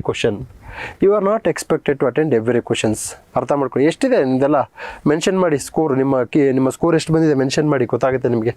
okay, yes, it is a tough question. Even ನಮ್ಮ HYTಯಲ್ಲೂ ಅದು ಮೆನ್ಷನ್ ಮಾಡಿಲ್ಲ, ಮಾಡೋಕ್ಕಾಗಲ್ಲ ರೀ. I am not a Brahma. Just ಈ ರೋಟ್ PYQಯಿಂದ ಖರೋಷ್ಠಿಯನ್ನು ಬಲದಿಂದ ಎಡಕ್ಕೆ ಬರೆಯಲಾಗುತ್ತದೆ, ಇದನ್ನು ಇಂಡೋ ಬ್ಯಾಕ್ಟೀರಿಯನ್ ಲಿಪಿ ಎಂದು ಕರೆಯಲಾಗುತ್ತದೆ. ನಾನು ಹೇಳ್ತಾ ಇದ್ದೀನಿ, ಅಶೋಕ ಇಸ್ HYT ಅಂದಾಗ ಅಶೋಕನ ಶಾಸನಗಳು HYT. ಮೊನ್ನೆ ಕನಗನಹಳ್ಳಿಯ ಶಾಸನ ವೆಟರ್ನರಿ ಆಫೀಸರ್ ಎಕ್ಸಾಮ್ಸಲ್ಲಿ ಕ್ವಶನ್ ಬಂದಿತ್ತು. Yes, that is our cup of tea. Okay, ಅಶೋಕನು ಪೂರ್ವ ಬ್ರಾಹ್ಮಿ ಲಿಪಿ ಕಂಡುಬರುವುದು ಅನುರಾಧಪುರ. ಶಾಸನಗಳಲ್ಲಿ ಅಶೋಕನು ಪ್ರಿಯದರ್ಶಿ ದೇವನಂಪ್ರಿ ಎಂದು ಉಲ್ಲೇಖಿಸಲಾಗಿದೆ. ಪುರಾಣಗಳಲ್ಲಿ ಅಶೋಕವರ್ಧನ್ ಎಂದು ಕರೆಯುವರು. ಇದು ಅಶೋಕನ ಶಾಸನಗಳಿಗೆ ಬರೆದಂತಹ HYT. ಸರ್, ಇಂತಹ ಇನ್ಫಾರ್ಮೇಷನಿಂದ ನೀವು ಎಕ್ಸಾಮ್ಸ್ ಕ್ಲಿಯರ್ ಮಾಡಬೇಕು ಹೊತ್ತು ನೀವು ಬೌನ್ಸರ್ ಕ್ವಶನ್ಗಳು ಅಂತ ಬರ್ತವೆ, ಬೌನ್ಸರ್ ಕ್ವಶನ್ಗಳನ್ನ ಅಟೆಂಡ್ ಮಾಡಬಾರ್ದು, ಸೈಲೆಂಟ್ ಆಗಿರಬೇಕು. ಈಗ ಬೌನ್ಸರ್ ಬಾಲ್ ಬರ್ತಾನೆ ಕೊಡಿ, ಯೂಶಲಿ ಬ್ಯಾಟ್ಸ್ಮನ್ ಏನು ಮಾಡ್ತಾರೆ, ಸೈಲೆಂಟಾಗಿ ಬಗ್ತಾವನೆ. ಓಕೆ, ಯಾಕಂದರೆ ಎಲ್ಲ ಬಾಲ್ಗಳು ಬೌನ್ಸರ್ ಆದರೆ ಅಂಪೈರ್ ನೋ ಬಾಲ್ ಅಂತ ಕೊಡ್ತಾವನೆ. ಸೊ ಅವಾಗ ಎಕ್ಸಾಮ್ಸ್ ಯಾರು ಕ್ಲಿಯರ್ ಮಾಡೋಕ್ಕಾಗಲ್ಲ. ಓಕೆ, ಅಶೋಕನ ಕಂಬಗಳ ಮೇಲೆ ಬರೆಯಲಾದ ಲಿಪಿ ಬ್ರಾಹ್ಮಿ. ಓಕೆ, ನಂತರದಲ್ಲಿ ಎಸ್ ಬಂತು ನಮ್ಮ ಕ್ವಶನ್ನು ಬಂತು. ನಾನು ಪಾಠ ಮಾಡಿದ್ದೀನಿ ಆಲ್ರೆಡಿ, ಇದನ್ನು ನನ್ನ ಯೂಟ್ಯೂಬಲ್ಲಿ ಇದೆ. ಬಂಕಿಮಚಂದ್ರ ಚಟರ್ಜಿ ಅವರ ಐತಿಹಾಸಿಕ ಕಾದಂಬರಿ ದೇವಿ ಚೌದುರಾಣಿಯಲ್ಲಿ ಚಿತ್ರಿತವಾಗಿರುವ ದೇವಿ ಚೌದುರಾಣಿಯು ಈ ಕೆಳಕಂಡ ಯಾವ ದಂಗೆಯ ನಾಯಕಿಯಾಗಿದ್ದರು? ಸರ್, ಯಾಕೆ ಬಂತು ಈ ಕ್ವಶನ್ನು? ಸರ್, ಅದೇ 150 ವರ್ಷ ಆಯ್ತಲ್ಲ ಒಂದೇ ಮಾತರಂ, ಅದಕ್ಕೆ ಬಂತು. ಎಸ್, ಅದು ಒಂದು ರೀಸನ್ ಅಷ್ಟೇ. 99% ಏನಿದೆ ಅಂದರೆ ಒಂದೇ ಮಾತರಂ ಈಸ್ HYT. ಆಲ್ರೆಡಿ ನನ್ನ ಯೂಟ್ಯೂಬಲ್ಲಿ ಹಾಕಿದ್ದೀನಿ. ನಾನು ಮೊದಲೇ ನಿಮ್ಗೆ ಹೇಳಿದ್ದೆ, ನೋಬೆಲ್ ಪ್ರಶಸ್ತಿಯಲ್ಲಿ ಬರೀ ಮೆಡಿಸನ್ನೇ ಓದ್ಕೊಳ್ಳಿ. ಯಾಕೆ ಅಂತಂತಂದರೆ ಮೆಡಿಸನ್ನಲ್ಲಿ tRNA ಇದೆ. tRNA ಎಕ್ಸಾಮ್ಸ್ಗೆ HYT. Okay, tRNA ಎಕ್ಸಾಮ್ಸ್ಗೆ HYT. Okay, so ನಮಗೆ ಸನ್ಯಾಸಿ ದಂಗೆ ಅದು ಆನ್ಸರು. ಬಟ್ ಬನ್ನಿ, ಈ ಒಂದೇ ಮಾತರಂ ಕುರಿತು ಹೇಗಿದೆ ಹೋಮ್ವರ್ಕನ್ನು ಚೆಕ್ ಮಾಡೋಣ. ಸನ್ಯಾಸಿ ದಂಗೆ 1763. ಓಕೆ, ಸನ್ಯಾಸಿಗಳು ಮತ್ತು ಫಕೀರರು ಉತ್ತರ ಬಂಗಾಳಕ್ಕೆ ಪ್ರಯಾಣಿಸುವಾಗ ಸ್ಥಳೀಯ ಜಮೀನ್ದಾರರಿಂದ ಭಿಕ್ಷೆ ಸಂಗ್ರಹಿಸುತ್ತಿದ್ದರು. 1770ರಲ್ಲಿ ಹೆಚ್ಚಿನ ತೆರಿಗೆಗಳು ಮತ್ತು ಬಂಗಾಳದ ಕ್ಷಾಮದಿಂದ ಉತ್ಪಾದನೆ ಕುಸಿತು ಮತ್ತು ಜಮೀನ್ದಾರರು ತೆರಿಗೆಯನ್ನು ಪಾವತಿಸಲು ಸಾಧ್ಯವಾಗಲಿಲ್ಲ. ಇದು ಏನಪ್ಪ ಅಂದರೆ ಸನ್ಯಾಸಿ ದಂಗೆ. ನೋಡಿ, ಕ್ವಶನ್ ಕೇಳಿದ್ದಾರೆ, BSSC CGL 2011 ಕೇಳಿದ್ದಾರೆ. ಬಂಕಿಮಚಂದ್ರ ಚಟ್ಟೋಪಾಧ್ಯಾಯರು ತಮ್ಮ ಆನಂದ ಮಠದಲ್ಲಿ ಸನ್ಯಾಸಿ ದಂಗೆಯ ಬಗ್ಗೆ ಉಲ್ಲೇಖಿಸಿದ್ದಾರೆ. ಓಕೆ, ಸೊ ಇದು ಭಾಳ ಇಂಪಾರ್ಟೆಂಟು. ಓಕೆ, ನಂತರದಲ್ಲಿ ಕ್ವಿಟ್ ಇಂಡಿಯಾ ಮೂಮೆಂಟು. ಸೊ ನಾನು ಏನು ಹೇಳ್ತಾ ಇದ್ದೀನಿ ಅಂತಂದರೆ, CDS 2024 ಕೇಳಿದ್ದಾರೆ, ಈ ದಂಗೆಯನ್ನು ಬಂಗಾಳದಲ್ಲಿ ಧಾರ್ಮಿಕ ಸನ್ಯಾಸಿಗಳು ಮುನ್ನಡೆಸಿದರು. ಓಕೆ, ಯಾವುದು ಸನ್ಯಾಸಿ ದಂಗೆ ಬಗ್ಗೆ. ಅದೇ ರೀತಿಯಾಗಿ ಮುಂಡಾ, ಸಂಥಾಲ್, ಓಕೆ, ಡೆಕ್ಕನ್ ರಯೋಟ್, ತದನಂತರದಲ್ಲಿ ತೆಲಂಗಾಣ, ತದನಂತರದಲ್ಲಿ Tebhaga movement, Ekta movement. Exams important, HYT yielding topic, note down ಮಾಡ್ಕೊಂಡು ಹೋಗಿ. Okay, so this is what exams. ನೀವೇನು ಮಾಡ್ತೀರಾ, ಒಂದೇ ಮಾತರಮ್ನ ಕರೆಂಟ್ ಅಫೇರ್ಸ್ ಆ್ಯಂಗಲಿಂದ ಓದಬೇಡಿ, ಸ್ಟ್ಯಾಟಿಕ್ ಆ್ಯಂಗಲ್ ರೀ ಸ್ವಾಮಿ. ನೋಡಿ 1763 ಅಂದರೆ ಆಲ್ಮೋಸ್ಟ್ 150 ಇಯರ್ಸ್ ಅಥವಾ 240 ಇಯರ್ಸ್ ಅಥವಾ 260 ಇಯರ್ಸ್ ಆಯಿತು. ಅವಾಗಿಂದ ಸನ್ಯಾಸಿದಂಗೆ ಈಗ ಎಕ್ಸಾಮ್ಸಿಗೆ ಬರುತ್ತೆ ಅಂದರೆ ಏನಂತಂದರೆ, ಎಕ್ಸಾಮ್ನಲ್ಲಿ ಆಲ್ರೆಡಿ ಒಂದು ಮೈಂಡ್ಸೆಟ್ ಕ್ರಿಯೇಟ್ ಮಾಡ್ಕೊಂಡಾರೆ, ನಾವು ಏನು ಕೇಳಬೇಕು ಅದನ್ನೇ ಕೇಳ್ತೀವಿ ಅಂಥೇಳಿ. ಬಟ್ ನೀವು you should be careful. Okay, ನೀವು ಕರೆಂಟ್ ಅಫೇರ್ಸನ್ನು ಓದ್ಕೊಂಡು ಹೋಗಿ, ನಾನು ಕರೆಂಟ್ ಅಫೇರ್ಸ್ ಓದಬೇಡಿ ಅಂತ ಹೇಳ್ತಾ ಇಲ್ಲ. ಎಷ್ಟಂತ ಕರೆಂಟ್ ಅಫೇರ್ಸ್ ಓದ್ತೀರಾ? Tell me very honestly. News paper, magazine, YouTube videos, how much hours? That's why we brought a concept, current affairs, 1 year current affairs in 24 hours. 1 year current affairs just in 24 hours. ಹೌದ್ರಿ, ತುಂಬ ಜಾಸ್ತಿ current affairs ಓದಿದ್ರೆ productivity rate is very very very very less, rate of returns is very very less. Okay, next, quit India ಚಳವಳಿಗೆ ಸಂಬಂಧಿಸಿದಂತೆ ಕೆಳಗಿನ ಹೇಳಿಕೆಗಳನ್ನು ಪರಿಗಣಿಸಿ. Sir, quit India movement always HYT. ಈ ಕ್ವಶನಲ್ಲಿ ನಾನೊಂದು ಅಪ್ರೋಚ್ ಹೇಳ್ಕೊಡ್ತೀನಿ. ಅಪ್ರೋಚು, ಓಕೆ, ಇದು ಈ ಥರ ಕ್ವಶನ್ ಪೇಪರ್ ಬಿಡಿಸಿದಾಗ ಮಾತ್ರ ಕಂಡು ಬರ್ತಕ್ಕಂಥ ಅಪ್ರೋಚು. ಇದು ನೀವು 1000 ಬುಕ್ಸ್ ಓದ್ರಿ ಇಂಥ ಅಪ್ರೋಚ್ ಗೊತ್ತಾಗಲ್ಲ. ಕ್ವಶನ್ ಪೇಪರ್ ಮಾಡಿದಾಗೆ ಗೊತ್ತಾಗೋದು. Okay, this is what we say. Okay, so this is what ನಾವೀಗ HYT ಕ್ಲಾಸಲ್ಲಿ ಪದೇ ಇದನ್ನು ಹೇಳ್ತಾ ಇರ್ತೀವಿ. ಓಕೆ, ಕ್ವಿಟ್ ಇಂಡಿಯಾ ಚಳವಳಿಗೆ ಸಂಬಂಧಿಸಿ ಕೆಳಗಿನ ಹೇಳಿಕೆಗಳನ್ನು ಪರಿಗಣಿಸಿ. ಸರ್, ಎನಿ ಟೈಮ್ ಬರುತ್ತೆ, ಮುಂದಿನ 100 ವರ್ಷದಲ್ಲಿ ಇದು ಮೂಮೆಂಟ್ ಇರುತ್ತೆ. ಇದನ್ನು ನೀವೇನು ಮಾಡಬೇಕು ಅಂತಂದರೆ 360 ಡಿಗ್ರಿಯಲ್ಲಿ ಓದ್ಕೋಬೇಕು, ಬೇರೆ ಆಪ್ಷನ್ಸ್ ಇಲ್ಲ. ಎಲ್ಲಾದರೂ ಓದಿ, ಯಾವ ಬುಕ್ಕನ್ನು KNA ಬುಕ್ ಓದ್ತೀರ ಓದಿ, ಸದಾಶಿವ ಬುಕ್ ಓದ್ತೀರ ಓದಿ, ಯಾವುದಕ್ಕೆ ಈ ಮೂಮೆಂಟಿಗೆ ಸಂಬಂಧಪಟ್ಟಿದ್ದು. ಓಕೆ, ಬಟ್ ನೀವು ಬೃಹತ್ ಗಾತ್ರದ ಪುಸ್ತಕಗಳನ್ನು ಎಲ್ಲ ಟಾಪಿಕ್ಸ್ಗಳು ಓದಬೇಡಿ, ಉಪಯೋಗ ಇಲ್ಲ. ಓಕೆ, ತುಂಬ ಮಹಾಗ್ರಂಥಗಳನ್ನು ಓದಬೇಡಿ. ಮಹಾಗ್ರಂಥಗಳು ಓದೋಕ್ಕೆ ಚಂದ. For example, if you are preparing for UPSC, ನೀವು ಏನಾದರೂ ಬಿಪಿನ್ ಚಂದ್ರ ಓದಿದರೆ ನೀವು ಒಳ್ಳೆ ಇತಿಹಾಸ ಲೆಕ್ಚರರ್ ಆಗ್ತೀರಾ. ಅಥವಾ ಶಶಿ ತರೂರ್ ಥರ ಎಲ್ಲಾದರೂ ವೇದಿಕೆಗಳಲ್ಲಿ ಭಾಷಣ ಮಾಡ್ಕೊತ ಕುಂದಿರ್ಬೋದು, ಬಟ್ ಎಕ್ಸಾಮ್ಸ್ ಕ್ಲಿಯರ್ ಆಗಲ್ಲ. ಅದೇ ಒಂದು ಕಾದಂಬರಿ ಥರ ಇದೆ ರೀ, ನಾನು ತೊಗೊಂಡಿದ್ದೆ, ಆಮೇಲೆ ಗೊತ್ತಾಯ್ತು ಇದು ಕೆಲಸ ಆಗಲ್ಲ ಇದು ಅಂತೇಳಿ. Take spectrum book, read it in exam format and go, that's all. Yeah 1942 ಆಗಸ್ಟ್ನಲ್ಲಿ ಗಾಂಧೀಜಿಯವರು ಮಾಡು ಇಲ್ಲವೇ ಮಡಿ ಎಂಬ ಘೋಷಣೆಯನ್ನು ಹೊರಡಿಸಿದರು. S, true. ಈ ಚಳವಳಿಯ ಸಂದರ್ಭದಲ್ಲಿ ಮೌಲಾನಾ ಅಬುಲ್ ಕಲಾಂ ಆಜಾದರು ಕಾಂಗ್ರೆಸ್ನ ಅಧ್ಯಕ್ಷರಾಗಿದ್ದರು. Sir, this is called exam angle. ಇದನ್ನು ಮುಂದೆ ಹೇಳ್ತೀನಿ ನಾನು, ಇದು ಸ್ಟೇಟ್ಮೆಂಟು. ಕೂಡಲೇ ಎಚ್ಚೆತ್ತ ಬ್ರಿಟಿಷ್ ಸರ್ಕಾರ ಗಾಂಧೀಜಿಯರನ್ನು ಹೊರತುಪಡಿಸಿ ಗಾಂಧೀಜಿಯನ್ನು ಕೂಡ arrest ಮಾಡ್ತವ್ರೆ.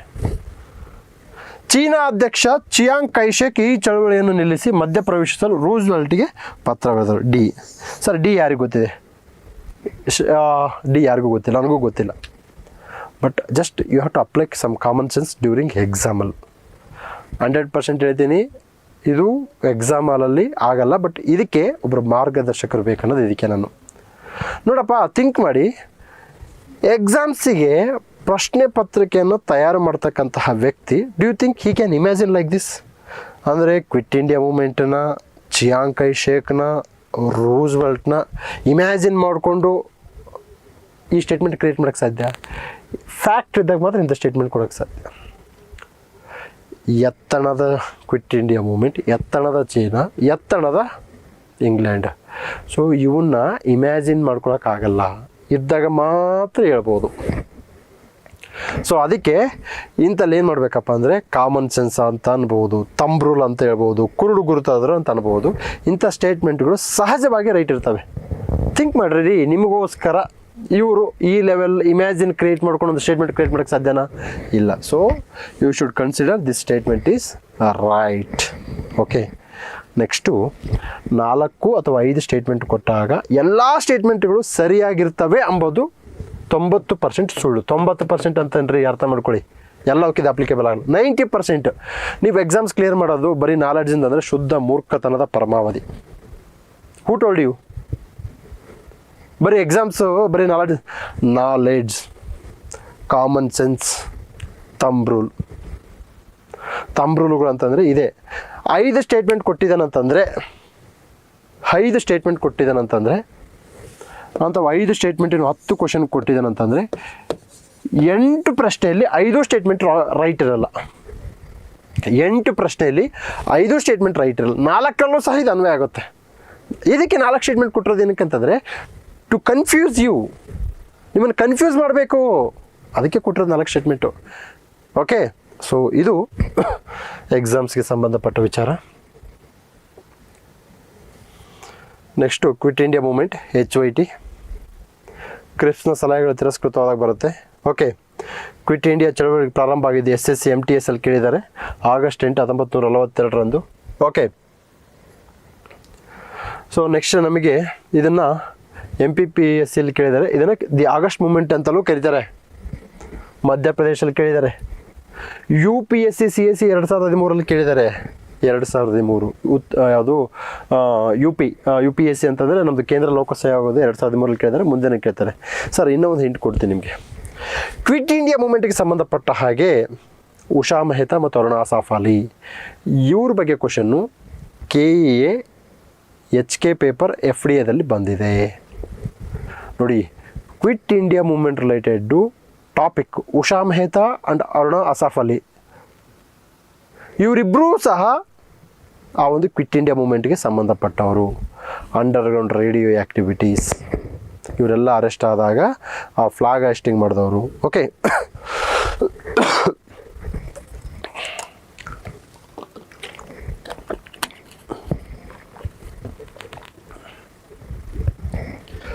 So next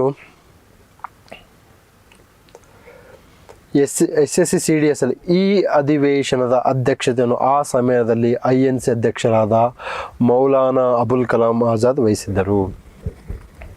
sir note down ಮಾಡ್ಕೊಳ್ಳಿ, ನಾನು ಮೊನ್ನೆ ತಾನೇ ಇದು ಹೇಳ್ತಾ ಇದ್ದೆ, ಕಾಂಗ್ರೆಸ್ ಅಧಿವೇಶನಗಳು ಮತ್ತು ಅಧ್ಯಕ್ಷರು. Maulana Abul Kalam Azad is HYT. ಇವರು ಬರೆದಂತಹ ಪತ್ರಿಕೆಗಳು, ತದನಂತರದಲ್ಲಿ ಇವರು ಅತ್ಯಂತ ಹೆಚ್ಚು ಕಾಲಗಳವರೆಗೂ ಅಧ್ಯಕ್ಷತೆಯನ್ನು ವಹಿಸ್ತಕ್ಕಂಥವ್ರು ಮೌಲಾನಾ ಅಬುಲ್ ಕಲಾಂ ಆಜಾದ್.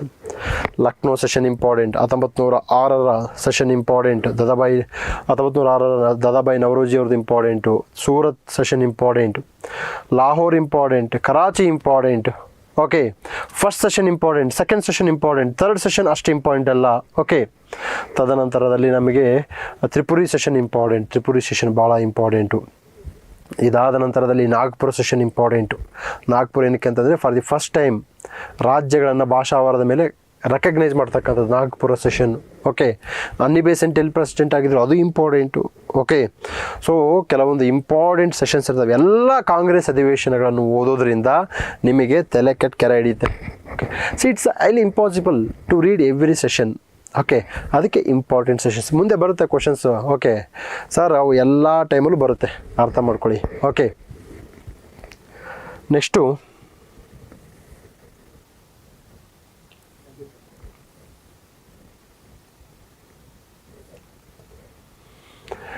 ಈ ಕೆಳಗಿನ ಯಾವ ವೆಚ್ಚಗಳನ್ನು ರಾಜಸ್ವ ವೆಚ್ಚ ಎಂದು ಪರಿಗಣಿಸಲಾಗುವುದು? Revenue expenditure. What is meaning of revenue expenditure? Revenue expenditure ಅಂತಂದರೆ ರಾಜ್ಯದ ಆದಾಯವನ್ನು, ಆಡಳಿತವನ್ನು ನಡೆಸಲು ಮತ್ತು ಮುಂದುವರಿಸಿಕೊಂಡು ಹೋಗಲು ನಡೆಸುವಂತಹ ವೆಚ್ಚ, ರಕ್ಷಣಾ ವೆಚ್ಚ, ಪಿಂಚಣಿಗಳು, ಸ್ಯಾಲ್ರಿಗಳು. ಆಡಳಿತ ನಡೆಸಬೇಕಂದ್ರೆ ಅವೆಲ್ಲ ಕಟ್ಟಬೇಕಲ್ವ? ಬಂಡವಾಳ ವೆಚ್ಚ, capital expenditure is the expenditure which creates the asset. ಕೈಗಾರಿಕೆಗಳ ನಿರ್ಮಾಣ, ರಸ್ತೆಗಳ ನಿರ್ಮಾಣ. ಸೊ ರಾಷ್ಟ್ರೀಯ ಹೆದ್ದಾರಿಗಳ ನಿರ್ಮಾಣ ನಮಗೆ ಕಂಡು ಬರ್ತಕ್ಕಂಥದ್ದು ಇಲ್ಲ. ಓಕೆ, ಸೊ ನಮಗೆ ABC ಸಾಮಾನ್ಯ ಆಡಳಿತದ ವೆಚ್ಚಗಳು, ರಕ್ಷಣಾ ಸಿಬ್ಬಂದಿಯ ಪಿಂಚಣಿ, ಬಡ್ಡಿ ಪಾವತಿಗಳು. ಓಕೆ ಸರ್, ನೋಟ್ ಡೌನ್ ಮಾಡ್ಕೊಳ್ಳಿ. ಬಡ್ಜೆಟ್ಗೆ ಸಂಬಂಧಪಟ್ಟ ಹಾಗೆ revenue expenditure, capital expenditure, fiscal deficit 100% ಎಕ್ಸಾಮ್ಸಿಗೆ ಬರುತ್ತೆ. ಫಿಸ್ಕಲ್ ಡೆಫಿಸಿಟಿಗೆ ಮುಂದೆ ಒಂದು ಕ್ವಶನ್ ಇದೆ, ತೋರಿಸ್ತೀನಿ. Fiscal deficit, what is primary deficit, ಎಕ್ಸಾಮ್ಸಿಗೆ ಬರುತ್ತೆ. ಓಕೆ, ಇದಾದ ನಂತರದಲ್ಲಿ ಬ್ಯಾಲೆನ್ಸ್ ಆಫ್ ಪೇಮೆಂಟ್, ವಿದೇಶಿ ವ್ಯವಹಾರಗಳಿಗೆ ಸಂಬಂಧಪಟ್ಟ ಹಾಗೆ current account, capital account. Current ಅಕೌಂಟಲ್ಲಿ ಯಾವ ಕಾಂಪೋನೆಂಟ್ಸ್ ಇದ್ದಾವೆ, ಕ್ಯಾಪಿಟಲ್ ಅಕೌಂಟಲ್ಲಿ ಯಾವ ಕಾಂಪೋನೆಂಟ್ಸ್ ಇದ್ದಾವೆ, ಇದನ್ನು ಎಕ್ಸಾಮ್ ಆ್ಯಂಗಲ್ ಅಂತಾರೆ. Okay, yes. ಸೊ ನೀವೇನು ಮಾಡಬೇಕು ಅಂತಂದರೆ ಈ ಬೇಸಿಕ್ಸನ್ನು ನೆನಪಿಟ್ಬೇಕು. ನಾನು ಹೇಳ್ತೀನಿ, ನೋಟ್ ಡೌನ್ ಮಾಡ್ಕೊಳ್ಳಿ. Economics, static plus current affairs. ಇಲ್ಲಿ ನಾನು ಒಪ್ತೀನಿ ಕರೆಂಟ್ ಅಫೇರ್ಸನ್ನು. ಯಾಕೆ ಅಂತಂದರೆ ಬಡ್ಜೆಟಿಗೆ ಸಂಬಂಧಪಟ್ಟದೆ. ಸೊ ನಮಗೆ ಆದಾಯದ ಮೂಲ ಹೆಚ್ಚು ಯಾವುದು ಹೆಚ್ಚಿಗೆ ನಾವು ತೆರಿಗೆಯನ್ನು ಕಟ್ತಾ ಇದ್ದೀವಿ, ಯಾವುದರಿಂದ ಕಾರ್ಪೊರೇಟ್ ತೆರಿಗೆ ಜಾಸ್ತಿನಾ, ಇನ್ಕಮ್ ಟ್ಯಾಕ್ಸ್ ತೆರಿಗೆ ಜಾಸ್ತಿನಾ. ಓಕೆ, ನಂತರದಲ್ಲಿ ಇಂಡೈರೆಕ್ಟ್ ಟ್ಯಾಕ್ಸ್ ಜಾಸ್ತಿ ಇದೆಯಾ, ಡೈರೆಕ್ಟ್ ಟ್ಯಾಕ್ಸ್ ಜಾಸ್ತಿ ಇದೆಯಾ, ಇಲ್ಲಿ ಕರೆಂಟ್ ಅಫೇರ್ಸ್ನ ಆ್ಯಡ್ ಮಾಡಬೇಕು. ಅಗೇನ್ ಕರೆಂಟ್ ಅಫೇರ್ಸ್ ಆ್ಯಡ್ ಮಾಡ್ತೀನಿ ಅಂತೇಳಿ ಇಲ್ಲಿದ್ದು ಓದಬೇಡಿ ಸರ್. ಹಿಂದೂ ಪೇಪರಲ್ಲಿ, ಪ್ರಜಾವಾಣಿ ಪೇಪರಲ್ಲಿ ಡೈಲಿ ಕೊಡೋದನ್ನು ಓದಬೇಡಿ. Daily not necessary. I have told you n number of times. Newspaper made for common man, not for competitive aspirants. For them, common man is a target. Okay sir, ಇಲ್ಲಿ current affairs cover ಆಗುತ್ತೆ. ಆದರೆ current ಅಫೇರ್ಸ್ನ cover ಮಾಡುವ ಕ್ರಮ ನಿಮಗೆ ಗೊತ್ತಿರಬೇಕು. So this is what we teach in our high yielding topic.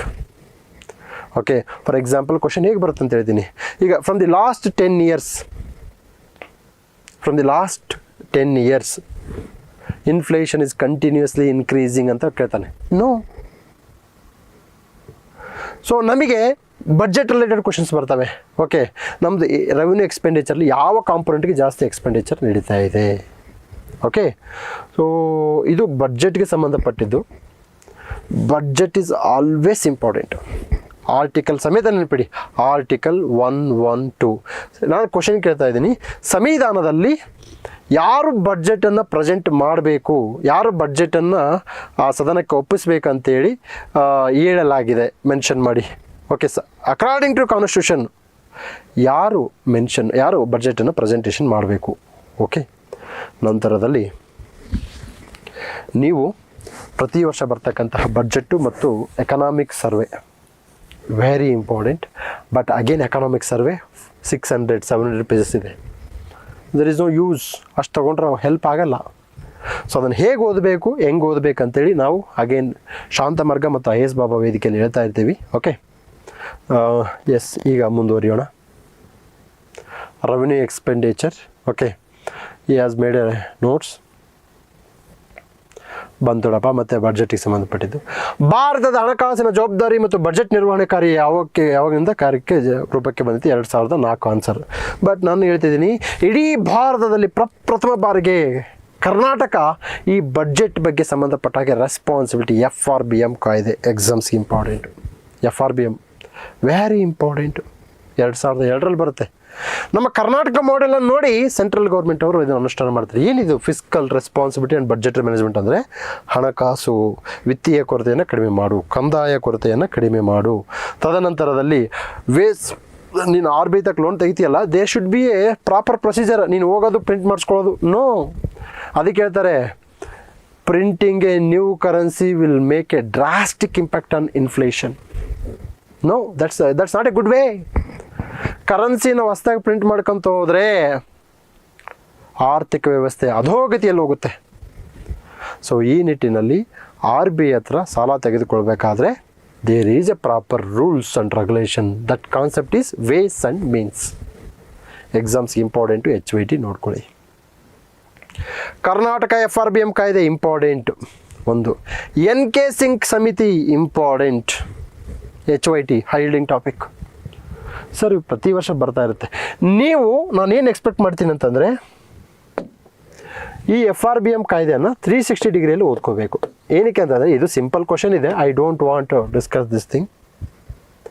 ಅಂದರೆ fiscal deficit ಎಷ್ಟು % ಇರಬೇಕು, ರೆವಿನ್ಯೂ ಡೆಫಿಸಿಟ್ಟು ಎಷ್ಟು % ಇರಬೇಕು, ಇವನ್ನೆಲ್ಲ ನೋಡಬೇಕು. ಓಕೆ, ನಂತರದಲ್ಲಿ ನೋಡಪ್ಪ ಬರ್ದಾನ ಅಣ್ಣ, FRBM 2003 ಪ್ರಕಾರ ಪ್ರತಿ ವರ್ಷ GDP 0.5% ರೆವೆನ್ಯೂ ಡೆಫಿಸಿಟನ್ನು ಕಡಿಮೆ ಮಾಡಬೇಕಾಗುತ್ತದೆ. ಇದು ಬರುತ್ತೆ ನೆಕ್ಸ್ಟ್ ಸ್ಟೇಟ್ಮೆಂಟಲ್ಲಿ. ಈ ಲೆವೆಲ್ ಓದ್ಕೊಂಡ್ರೆ ನೀವು UPSC ಓದ್ದಂಗೆ KPSC ಓದ್ದಂಗೆ ಎಲ್ಲ exams. This is what I need. C ಇವ್ರು ಬರೆದಿದ್ದಾರೆ ಅಂತಂದರೆ ಡೆಫಿನೆಟ್ಲಿ ನಿಮಗಿಂತ ಒಂದು ಎಡ್ಜ್ ಇರ್ತಾನೆ. ನಿಮಗಿಂತ ಬುದ್ಧಿವಂತ ಅಂತ ಹೇಳ್ತಾ ಇಲ್ಲ ನಾನು, ನಿಮಗಿಂತ ಒಂದು ಎಡ್ಜ್ ಇರ್ತಾನೆ. ಅಂದರೆ ಒಂದು ಕೈ ಮೇಲುಗೈ ಸಾಧಿಸಿರ್ತಾನೆ. ಏನಕ್ಕೆ is writing from PYQ angle sir, ನನ್ನ ಆ್ಯಂಗಲ್ ಅಲ್ಲ. I am nothing here. Okay, ನಂತರದಲ್ಲಿ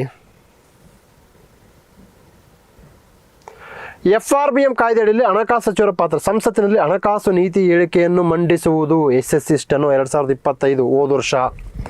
ಅಂದರೆ ಫಿಸ್ಕಲ್ ಪಾಲಿಸಿ ಸ್ಟೇಟ್ಮೆಂಟನ್ನು ಪ್ರತಿ ಬಾರಿ ಹಣಕಾಸು ಸಚಿವರು ಸಂಸತ್ತಿನ ಮುಂದೆ ಪ್ರೆಸೆಂಟ್ ಮಾಡಬೇಕು.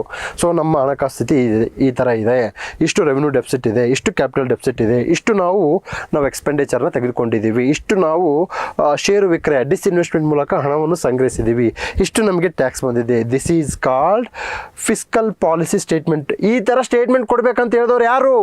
FRBM ಕಾಯ್ದೆ. That's why I am telling you. Okay, FRBM ಕಾಯ್ದೆ SSC ಸ್ಟೆನೋ 2025 ಬಂದಿದೆ. ಅರ್ಥ ಆಯ್ತಲ್ವಾ? ಇಡೀ ಭಾರತದಲ್ಲಿ ಹೋದ್ರೆ ಒಂದೇ ಥರ ಎಕ್ಸಾಮ್ ಫಾರ್ಮೇಟು, ಅದರಲ್ಲಿ ಏನು ಬೇರೆ ಥರ ಇರಲ್ಲ. ಓಕೆ, ಪಟ್ಟಿ 1 ಮತ್ತು ಪಟ್ಟಿ 2 ಹೊಂದಿಸಿ ಬರೀರಿ ಮತ್ತು ಸರಿಯಾದ ಉತ್ತರದ ಸಂಕೇತಗಳನ್ನು ಆಯ್ಕೆ ಮಾಡಿ. ಎಸ್, ಇದು ಭಾಳ ಈಸಿ ಇದೆ. ಸಾರಜನಕ ಚಕ್ರ, ನೈಟ್ರೋಜನ್ ಸೈಕಲ್. ಸರ್ ಇವತ್ತು ವಿಡಿಯೋ ನೋಡಿದ್ರೆ ಇವತ್ತು ಡೇಟು ಟೈಮ್ ಇಟ್ಟು ಬರೆದಿಟ್ಕೊಳ್ಳಿ, ಇವತ್ತು ಹೇಳಿದರು ಶಾಂತಪ್ಪ ಸರ್ ನಮಗೆ ನೈಟ್ರೋಜನ್ ಸೈಕಲ್ ಮುಂದಿನ ತಲೆಮಾರುವರೆಗೂ ಇಂಪಾರ್ಟೆಂಟ್. ಇದರ ಮೇಲೆ 200% ಕ್ವೆಶನ್ಸ್ ಬರುತ್ತೆ, ಮುಂದೆ ಸಹ ಬರುತ್ತೆ. ಸೊ ನಾನು ಏನು ಎಕ್ಸ್ಪೆಕ್ಟ್ ಮಾಡ್ತೀನಿ ಅಂತಂದರೆ, ಸಾರಜನಕ ಸೈಕಲ್ ಮೇಲೆ ನೀವು 360 ಡಿಗ್ರಿಯಲ್ಲಿ ಓದ್ಕೋಬೇಕು. ಇದನ್ನು ನೀವು ಮೇಲ್ಮೇಲೆ ಓದಂಗಿಲ್ಲ.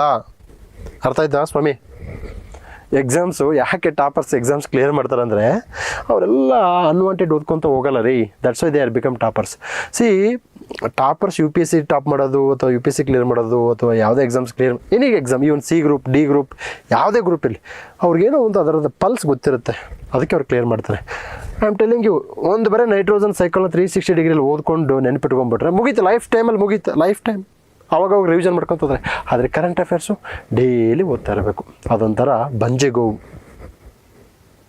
ಬಟ್ ಇದು ಫಲವತ್ತಾದ ಭೂಮಿ. ಸಾರಜನಕ ಚಕ್ರ 100% ಬರುತ್ತೆ ರೀ. ನೈಟ್ರೋಜನ್ ರಿಲೇಟೆಡ್ಡು ನೀವು ಕ್ವಶನ್ಸ್ 100% ಬರುತ್ತೆ, ಓದ್ಕೊತಾ ಇರಬೇಕು.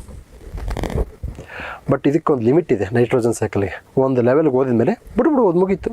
ಒಂದರ ಮಾಹಿತಿ ಗೊತ್ತಾಯ್ತಾ, ಆಯಿತು ನೈಟ್ರೋಜನ್ ಸೈಕಲ್ ರಾತ್ರಿ ಕೇಳಿದ್ರೆ ನೀವು ಹೇಳಬೇಕು.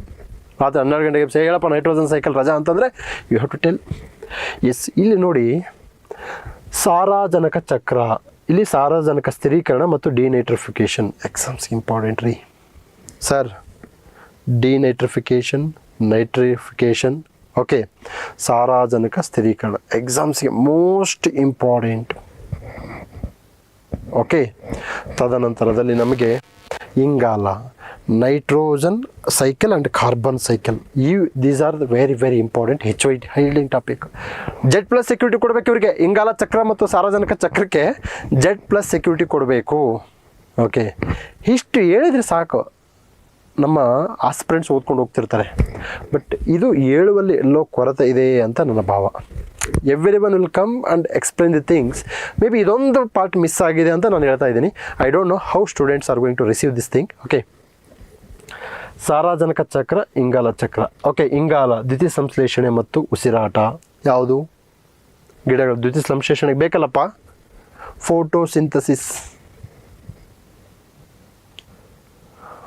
ಫೋಟೋಸಿಂಥಸಿಸ್ಸು ಭಾಳ ಇಂಪಾರ್ಟೆಂಟು. ನೀವು ಫೋಟೋಸಿಂಥಸಿಸಲ್ಲಿ ಕ್ಯಾಲ್ವಿನ್ ಸೈಕಲ್, ಫೋಟೋಸಿಂಥಸಿಸ್ಸಿನ ಫಾರ್ಮುಲಾ ನೆನ್ಪಿಟ್ಕೋಬೇಕು. ಓಕೆ, ತದನಂತರದಲ್ಲಿ ಟ್ರಾನ್ಸ್ಪಿರೇಷನ್, ನೀರು, ಜಲಚಕ್ರ, ಟ್ರಾನ್ಸ್ಪಿರೇಷನ್, ಫೋಟೋಸಿಂಥಸಿಸ್, ಕ್ಸೈಲಮ್, ಫ್ಲೋಯಮ್ ಎಕ್ಸಾಮ್ಸ್ಗೆ ಮೋಸ್ಟ್ ಇಂಪಾರ್ಟೆಂಟ್. ನಂತರದಲ್ಲಿ ಬರ್ದವನೆ ಅಣ್ಣ ಮಣಿ ಬರೆದಿದ್ದವನೆ HYT, high yielding topic, nitrogen cycle. ಮಿಂಚು ವಾತಾವರಣದ ಸಾರಜಕವನ್ನು ಏನು ಮಾಡುತ್ತೆ, ಸೃಷ್ಟಿ ಮಾಡ್ತಕ್ಕಂಥದ್ದು. ತದನಂತರದಲ್ಲಿ ಪ್ರಾಣಿಗಳು ಸಸ್ಯಗಳು ತಿಂದು ಸಾರಜನಕ ಸಂಯುಕ್ತಗಳನ್ನು ಹೊರಹಾಕುತ್ತವೆ. Faecal material of the human being content nitrogen, nitrogenous waste. ಬರ್ಕೋಬೇಕ್ರಿ, ನೈಟ್ರೋಜನ್ ಎಲ್ಲಿಂದ ಬರುತ್ತೆ ಅಂತ ಹೇಳಬೇಕು, ಹೇಳಿದ್ದಾನೆ. ಓಕೆ, CTET 2022 ಕೇಳಿದ್ದಾರೆ. ಅಂದರೆ ನೈಟ್ರೋಜನ್ನ ಮೂಲಗಳು ಯಾವುದು ಅಂತ ಕ್ವಶನ್ ಕೇಳಿದ್ದಾನೆ. ಇದನ್ನು ಎಕ್ಸಾಮ್ ಆ್ಯಂಗಲ್ ಅಂತಾರೆ. This is called exam angle. You got my point? This is called exam angle. Bacteria ಸಾರಜನಕ ಸಂಯುಕ್ತಗಳನ್ನು ಅನಿಲ ಸಾರಜನಕವಾಗಿ ಪರಿವರ್ತನಿಸಲಾಗುತ್ತದೆ. ಬ್ಯಾಕ್ಟೀರಿಯಾಗಳು ಏನು ಮಾಡ್ತವೆ ಅಂದರೆ ಸಾರಜನಕ ಸಂಯುಕ್ತ ಕಾಂಪೌಂಡ್ ಪ್ರಾಡಕ್ಟ್ನ ಅನಿಲ ಸಾರಜನಕವಾಗಿ ಪರಿವರ್ತಿಸುತ್ತವೆ. Exam point of view. Okay, ತದನಂತರದಲ್ಲಿ ನೋಡಿ, ರೈಸೋಬಿಯಂ ಅಂತಕ್ಕಂತಹ ಬ್ಯಾಕ್ಟೀರಿಯಾ ವಾತಾವರಣದ ನೈಟ್ರೋಜನ್ನು ಅಮೋನಿಯಂ ಆಗಿ ಪರಿವರ್ತಿಸುತ್ತದೆ. ಅಮೋನಿಯಾಗಿ ನೋಡಿ, ಎಷ್ಟು important, very much important for your examination, very much. ಇದನ್ನು PYQs ಬರೆದಾಗ ನಮಗೆ ಗೊತ್ತಾಗುತ್ತೆ. ತದನಂತರದಲ್ಲಿ ನಮಗೆ ಡಿನೈಟ್ರಿಫಿಕೇಷನ್ ಅಂತಂದರೆ ನೈಟ್ರೈಟ್ ಇದ್ದದನ್ನು ನೈಟ್ರೋಜನ್ನಾಗಿ ಕನ್ವರ್ಟ್ ಮಾಡ್ತಕ್ಕಂಥ ಡಿನೈಟ್ರಿಫಿಕೇಷನ್. ಅಂದರೆ ಈ ಹೆಚ್ಚಾದಂತಹ ನೈಟ್ರೋಜನ್ನು ಮತ್ತೆ ವಾತಾವರಣಕ್ಕೆ ನೈಟ್ರೋಜನ್ನಾಗಿ ಕನ್ವರ್ಟ್ ಮಾಡೋಕ್ಕಲ್ಲ ಡಿನೈಟ್ರಿಫಿಕೇಷನ್. ಅಂದರೆ ವಾತಾವರಣದಿಂದ ಗಿಡಕ್ಕೆ ನೈಟ್ರೋಜನ್ ಬೇಕು, ಮತ್ತು ಗಿಡದಿಂದ ನೈಟ್ರೋಜನ್ ವಾತಾವರಣಕ್ಕೆ ಹೋಗಬೇಕಲ್ಲಪ್ಪ, that is called denitrification. So nitrogen ಸ್ಥಿರೀಕರಣ ಅಂತಂದರೆ ವಾತಾವರಣದ ನೈಟ್ರೋಜನ್ನ ಗಿಡದ ನೈಟ್ರೋಜನ್ನಾಗಿ ಪರಿವರ್ತನೆ. ಗಿಡ ಹಂಗೆ ತೊಗೊಳ್ಳಲ್ಲ, ಅದನ್ನು ಹೇಳ್ತಿದೆ. ನೈಟ್ರೈಟ್ ಇದ್ದಿದ್ದು ನೈಟ್ರೇಟ್ ಆಗಿ ಪರಿವರ್ತಿಸುತ್ತದೆ. ನಮಗೆ ಗಿಡ ಸಸ್ಯ ತೆಗೆದುಕೊಳ್ಳತಕ್ಕಂಥದ್ದು ಅದು ನೈಟ್ರೇಟ್ ಫಾರ್ಮೇಟಲ್ಲಿ, ನಾಟ್ ನೈಟ್ರೋಜನ್ ಫಾರ್ಮೇಟ್. ಸೊ ಅದಕ್ಕೆ ನೈಟ್ರೋಜನ್ ನಾವು convert into nitrate convert into nitrate. ಈ ಮೂರು ಅಂತ ಇದನ್ನು ಯಾರು ನೈಟ್ರೈಟ್ ಇದನ್ನು ನೈಟ್ರೇಟ್ ಕನ್ವರ್ಟ್ ಆಗಿ ಮಾಡೋದು ನೈಟ್ರೋಬ್ಯಾಕ್ಟರ್. ಇದನ್ನು ಹಿಂಡಪ್ತಾಗಿ ಓದ್ಕೊಳ್ಳಿ, ಇದನ್ನು ಸಂಶೋಧನೆ ಮಾಡಿ, ಇದರಲ್ಲಿ ಆಳವಾಗಿ ನೀವು ಬೇರ್ಗೆ ಸಮೇತ ಹೇಳ್ಕೊಳ್ಳಿ, ಎಕ್ಸಾಮ್ಸಿಗೆ ಬರುತ್ತೆ. ಬರ್ದವನ ಅಣ್ಣ 78% ನೈಟ್ರೋಜನ್. ನೋಡಿ, ವಾತಾವರಣದಿಂದ ಇಲ್ಲಿ ಬರ್ತಕ್ಕಂಥದ್ದು ದ್ವಿದಳ ಧಾನ್ಯಗಳು ರೈಸೋಬಿಯಂ. ಓಕೆ, ಎಷ್ಟು ನೀಟಾಗಿ ಬರ್ದ ನೋಡಪ್ಪ, ಎಷ್ಟು ನೀಟಾಗಿ ಬರ್ದವನೆ, ಅರ್ಥ ಆಯ್ತಾ? ಸೊ ಈ ಗಿಡವನ್ನು ಜಿಂಕೆ ತಿನ್ನುತ್ತೆ.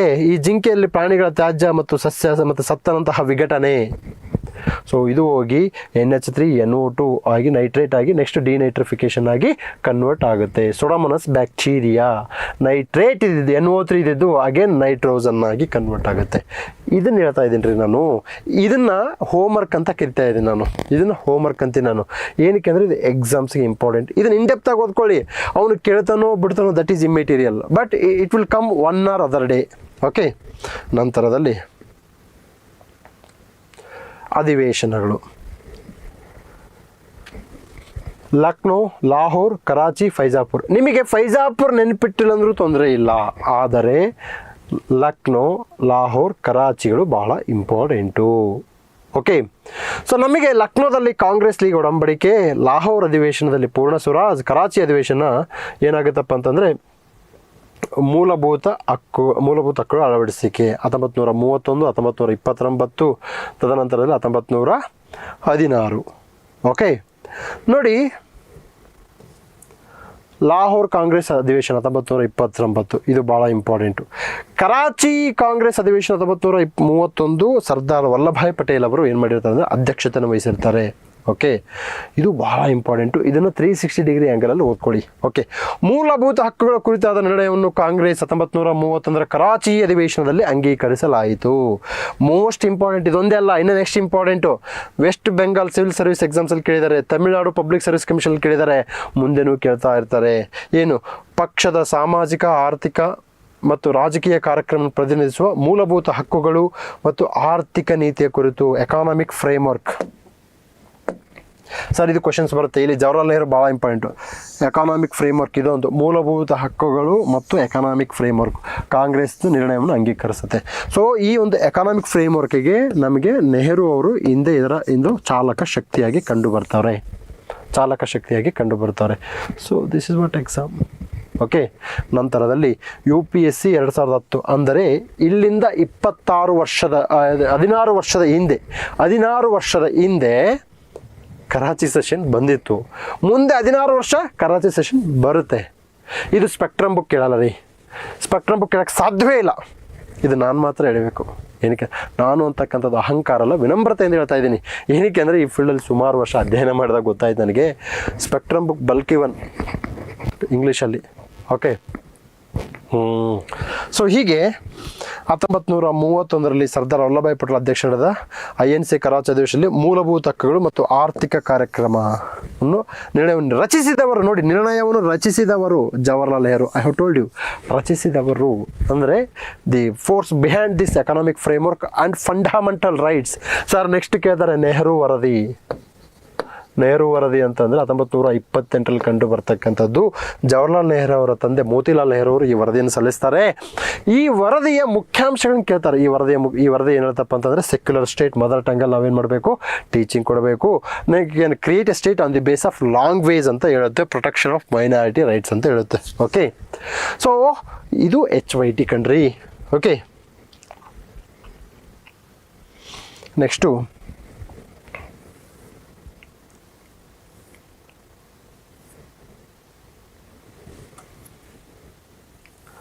ಇವೆಲ್ಲ ಆಯಿತು. ಇದು ನನ್ನ HYT ಕ್ಲಾಸಲ್ಲಿ ಸುಮಾರು ಒಂದು 10 ಬಾರಿ ಹೇಳಿದ್ದೀನಿ, ನದಿಗಳು ಮತ್ತು ಅವುಗಳ ವೇದಿಕ್ ನೇಮ್ಸ್. ಸರ್ ನೀವು ಹೆಂಗೆ ಹೇಳಿದ್ರಿ ಸರ್? ಯಾಕಂದರೆ ನಾನು ಎಲ್ಲ ಸ್ಟೇಟ್ ಕ್ವಶನ್ ಪೇಪರ್ ನೋಡ್ತಾ ಇದ್ದೀನಿ, ಇದು ಕೇಳ್ತಾ ಇದ್ದಾರೆ PYQಸಲ್ಲಿ. ಸೊ ಪ್ರತಿ ಬಾರಿ ಹೇಳ್ತೀನಿ. ಓಕೆ, ಪ್ರತಿ ಬಾರಿ ಹೇಳ್ತೀನಿ ನಾನು, ಇದು ಎಕ್ಸಾಮ್ಸ್ಗೆ ಇಂಪಾರ್ಟೆಂಟು. ನೀವು ಎಲ್ಲಿಂದ ಬರ್ಕೊಂಡು ನೋಟ್ ಒಂದು PYQಸಲ್ಲೇ ಬರ್ಕೊಂಬಂದಿದ್ದಾನೆ. Okay sir, exam already question paper setup ಆಗಿಬಿಟ್ಟಿರುತ್ತೆ. ನೀವು ಕ್ವಶನ್ ಪೇಪರ್ ಫಾರ್ಮೆಟಲ್ಲಿ ಓದ್ಕೋಬೇಕು. ಇವೆಲ್ಲ ಏನಪ್ಪ ಅಂತಂದರೆ ವೇದಿಕ್ ನೇಮ್ಸ್, ಎಕ್ಸಾಮ್ಸ್ಗೆ ಮೋಸ್ಟ್ ಇಂಪಾರ್ಟೆಂಟ್. ಅರ್ಥ ಆಯ್ತಾ? ಇದನ್ನ ಇಲ್ಲಿಗೆ ಸ್ಟಾಪ್ ಮಾಡಲ್ಲ, ಮುಂದೆ ಸಹ ಕೇಳ್ತಾವನೆ. Okay, so Ravi, Chenab, Jhelum, Sutlej. ನೀವೇನು ಮಾಡಬೇಕು ಇಲ್ಲಿಂದ ಅಂತಂದರೆ, ಈ ಒಂದು ನದಿಗಳ ಉಪನದಿಗಳನ್ನು ನೆನ್ಪಿಟ್ಕೋಬೇಕು. ಬರೀ ಉಪನದಿಗಳು ನೆನ್ಪಿಟ್ಕೋಬೇಕಾ? ನೋ, ಅದು ಎಡದಂಡೆಯಲ್ಲಿದ್ದಾವೆ, ಬಲದಂಡೆಯಲ್ಲಿದ್ದಾವೆ, ಅದು ಸಹ ಭಾಳ important. Okay, Yamuna is left bank tributary of Ganga ಅಂತ ಕೇಳ್ತಾನೆ. ಇಂಥ ಫೇಮಸ್ ಕೇಳಲ್ಲ ರೀ ಅವರು, ತುಂಬ ಇನ್ಡೆಪ್ತ್. ಗಂಡಕ್, ಕೋಸಿ, ತದನಂತರ ಘಾಗ್ರಾ, ರಾಮಗಂಗಾ. ಓಕೆ, ಸೋನ್ ನದಿ ಕೇಳ್ತಾರೆ. ಸೊ ನೀವು ಹಿಮಾಲಯದ ನದಿಗಳಿಗೆ ಸಂಬಂಧಪಟ್ಟ ಹಾಗೆ ಎಲ್ಲಿ ಹುಟ್ಟುತ್ತೆ, ಗ್ಲೇಷಿಯರ್ಸ್ ಕೇಳ್ತಾರೆ. ಯಮುನೋತ್ರಿ, ಗಂಗೋತ್ರಿ ಕೇಳ್ತಾರೆ. ಗ್ಲೇಷಿಯರ್ಸ್ ಎಲ್ಲಿ ಹುಟ್ಟುತ್ತೆ ಅಂತ ಕೇಳ್ತಾರೆ. ಮಾನಸ ಸರೋವರದಲ್ಲಿ ಹುಟ್ಟುವಂತಹ ನದಿಗಳು ಯಾವುವು ಅಂತ ಕೇಳ್ತಾರೆ. ಬ್ರಹ್ಮಪುತ್ರದ ಬಗ್ಗೆ ಕೇಳ್ತಾರೆ. Okay, so this is what exam. Okay, so ಈ ನದಿಗಳು ಮತ್ತು ಅವುಗಳ ವೇದಿಕ್ ನೇಮ್ಸು ಇಂಪಾರ್ಟೆಂಟ್ ಅಂತೇಳಿ ಇಲ್ಲಿವರೆಗೂ ಯಾವ ಪುಸ್ತಕ ಹೇಳಿರ್ತಕ್ಕಂಥದ್ದು ನಾನು ನೋಡಿಲ್ಲ. But I am here to tell you. ಇದನ್ನು ಹೇಳಿದ್ರೆ ನೀವು ಓದ್ಕೊಂಡು ಹೋಗ್ತೀರಪ್ಪ, ಬಟ್ ಇದನ್ನು ಹೇಳಿಲ್ಲ ಅಂದಾಗ ಎಲ್ಲವನ್ನೂ ಓದ್ಕೊಂಡು ಹೋಗ್ತೀರ. ಎಲ್ಲವನ್ನು ಓದ್ಕೊಂಡು ಹೋದಾಗ ಎಕ್ಸಾಮ್ಸ್ ಕ್ಲಿಯರ್ ಆಗಲ್ಲ. ಕುಮಾರವ್ಯಾಸ ಅದನ್ನು ಹೇಳ್ತಾರೆ. ಓಕೆ, ಕುಮಾರವ್ಯಾಸ ಹಲವರ ನಡುವೆ ಹಾವು ಸಾಯಿದಂತ, ಅಂದರೆ 10 ಜನ ಇದ್ದಾಗ ಅವನು ಯಾರು ಸಾಯಿಸ್ಬೇಕಂತ ಗೊತ್ತಾಗಲ್ಲಂತೆ, ಅದ್ರ ಒಬ್ಬನೇ ಇದ್ದಾಗ ಅವನು ಹೊಡಿತಾವನೆ. ಸೊ ಹಾಗೆ ಹಲವು ಸಬ್ಜೆಕ್ಟ್ ಇದ್ದಾಗ ನೀವು ಎಕ್ಸಾಮ್ಸ್ ಕ್ಲಿಯರ್ ಮಾಡೋಕ್ಕಾಗಲ್ಲ. ಇಷ್ಟೇ ಸಬ್ಜೆಕ್ಟ್ ಇದನ್ನೇ ಓದ್ಕೊಂಡು ಹೋಗಿ ಎಕ್ಸಾಮ್ಸಿಗೆ ಬರುತ್ತಂದಾಗ you are going to clear the exam. That's what any exam. ನೋಡಿ, ಇದೇ ತತ್ವವನ್ನು ನಾನು ಮುಂದಿನ 10-20 ಎಕ್ಸಾಮ್ಸ್ಗೆ ಅಪ್ಲೈ ಮಾಡ್ತೀನಿ. ಓಕೆ, ನಾನೇನು ಹೇಳ್ತೀನಿ ಅಂದರೆ, HYT ಫಾರ್ಮೆಟಲ್ಲಿ ಓದಿದಾಗ ನಿಮ್ಮ ಒತ್ತಡ ಕಡಿಮೆ ಆಗುತ್ತೆ, ಪ್ರೊಡಕ್ಟಿವಿಟಿ ಜಾಸ್ತಿ ಆಗುತ್ತೆ, you can enjoy the journey. I know that ಓದಿ ಫ್ರಸ್ಟ್ರೇಷನ್ ಆಗುತ್ತೆ. ರಿವೈಸ್ ಮಾಡಿ ಅಂತ ಹೇಳ್ತಕ್ಕಂಥದ್ದು ಭಾಳ ಈಸಿ, ಬಟ್ ಮಾಡೋದು ಕಷ್ಟ, ತುಂಬ ಕಷ್ಟ. ಯಾಕಂದರೆ we are also human being. ಈಗ ನಾವು ಒಂದೇ ಮಾದರಿ ಊಟವನ್ನು 3 ಹೊತ್ತು ಮಾಡೋಕ್ಕಾಗಲ್ಲ. Because basically human being want different thing. Okay, so ಅದಕ್ಕೆ ಯಾಕೆ ಇನ್ಸ್ಟಾಗ್ರಾಮಲ್ಲಿ ಜನ ವಿಚಿತ್ರ ವೈರಲ್ ಆಗ್ತಾರೆ ಅಂದರೆ, generally human tendency is like that only.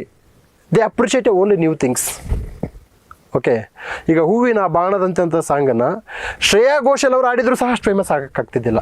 ಯಾಕೆ ಅಂತಂದರೆ basically human being want different thing. ವಿಭಿನ್ನವಾಗಿರಬೇಕು. ಅದು ವಿಚಿತ್ರವಾದರೂ ಚಿಂತೆ ಇಲ್ಲ, ವಿಭಿನ್ನವಾಗಿರಬೇಕು. ಓಕೆ, ನೀವು ಪದೇ ಅದನ್ನೇ ರಿವೈಸ್ ಮಾಡಿ ಅಂತ ಹೇಳೋದು ತುಂಬ ಈಸಿ.